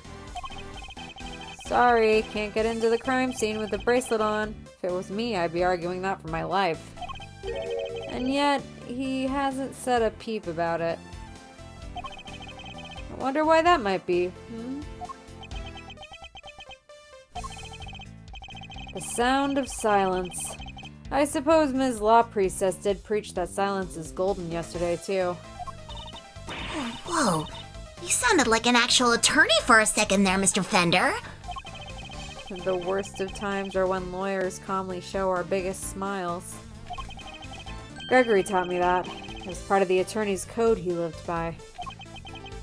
So, friend, what's the dealio? Why so coy about your bracelet?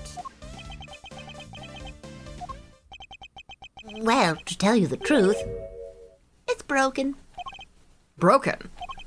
I fell over a little while back, you see, and hit it on the floor. After that, it didn't seem to set the sensors off anymore. I should have told the guards about it, I know, but, well, it was awfully convenient. I see. So your bracelet is broken. But do they really break that easily? If so, then this prison has a serious security problem. You there! Could we have a moment? Oh, aren't you just the cutest? Ahem! Meow! How could I help you, sir? This prisoner's bracelet appears to be broken. What? Really? That's not good. I'll get someone to find a replacement right away. Thank you. We'll keep hold of the broken one for the time being. Of course, sir. I trust you'll take good care of it.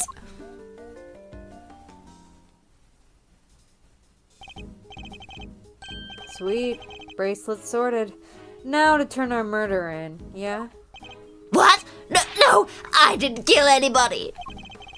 Whoa there, Paleo. You were the one who said your bracelet was out of commission. Or were there other inmates freely roaming the halls while everybody was busy watching the show? No, I just found the body, that's all, I promise. And when I did, that enormous dog still had his mouth wrapped around the poor man's neck. I only went into the workshop after the beast had left. And why did you go in? Well, Oh, fine, I wanted to go through his pockets, okay? He was going to rob the corpse? That explains why he remembers Knightley's ring. I said Knightley. Throwback. That explains why he remembers Knight's ring in so much detail. Hey, why are you looking at me like that? I'm a great thief. I never stoop so low as to steal from a... Well, I didn't steal anything either. The show ended just after I'd entered the room, and all the other inmates came trickly downstairs thereafter. I panicked, rushed back to the other workshop, and started my fake screaming. And dropped the glove in your haste, huh? Yeah, Knightley's name is one of those that just did not switch in my brain. He's Horace Knightley. Does anyone know if we're near a stopping point? Yeah, I feel like, because I feel like we're gonna have to stop, it feels close. You know what I mean? You're right. I guess this all just about hangs together. Anything smell funky to you, Miles?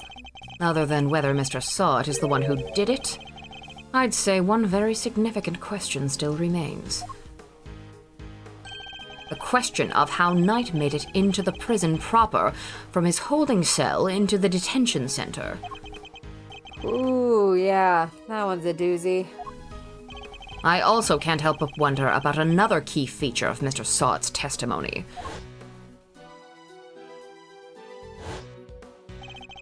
That dog's involvement can only mean one thing.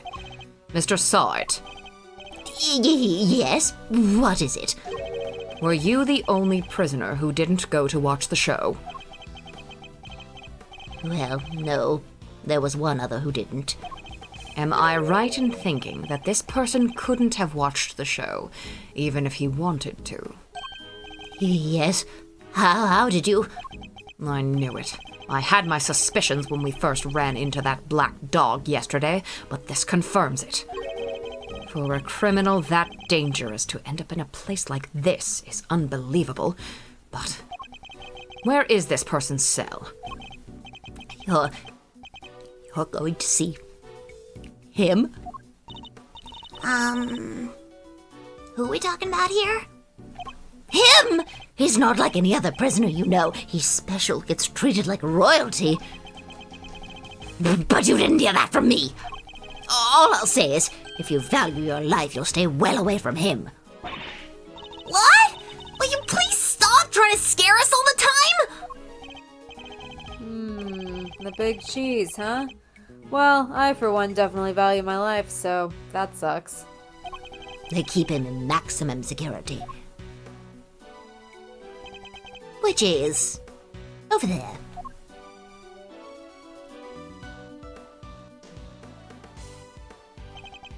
Maximum security. Well, that's certainly one way of treating someone differently.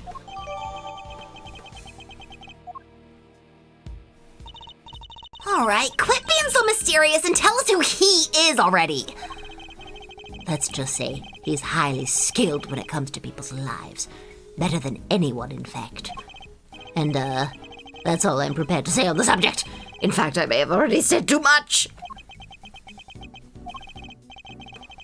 Well, Milesy, anything you care to share?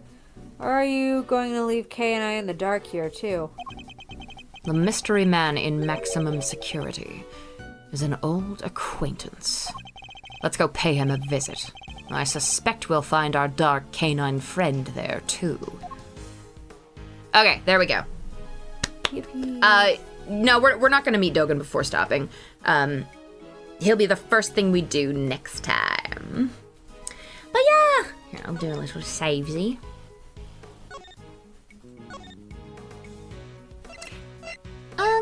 Oh my gosh, the scroll wheel is so... Okay, there we go. Feel better, Grace. My hand slipped typing that yay and nearly typed gay. That too. Yeah, I mean, listen. It's this game. Anyways, thank you all for coming. Yeah, posture check, seriously. Yeah, I had fun. I hope you guys had fun too. Grace, thank you so much for joining me again. Oh, always so happy to be here. I'm sorry we went late. And No, it's okay. yeah. Love and light. Them. Peace and blessings. I'm gonna cry about them now. So true. Yeah, you know. Mr. Edgeworth is a hero. Anyways, yeah, I love and light, smile world, Dadworth world, seriously. Yeah, next one is February 4th, and we'll be here, same time, same place. Absolutely. Okay, everybody get some good rest. I'm gonna finish my oranges because I didn't get to finish them. And I will see you guys later.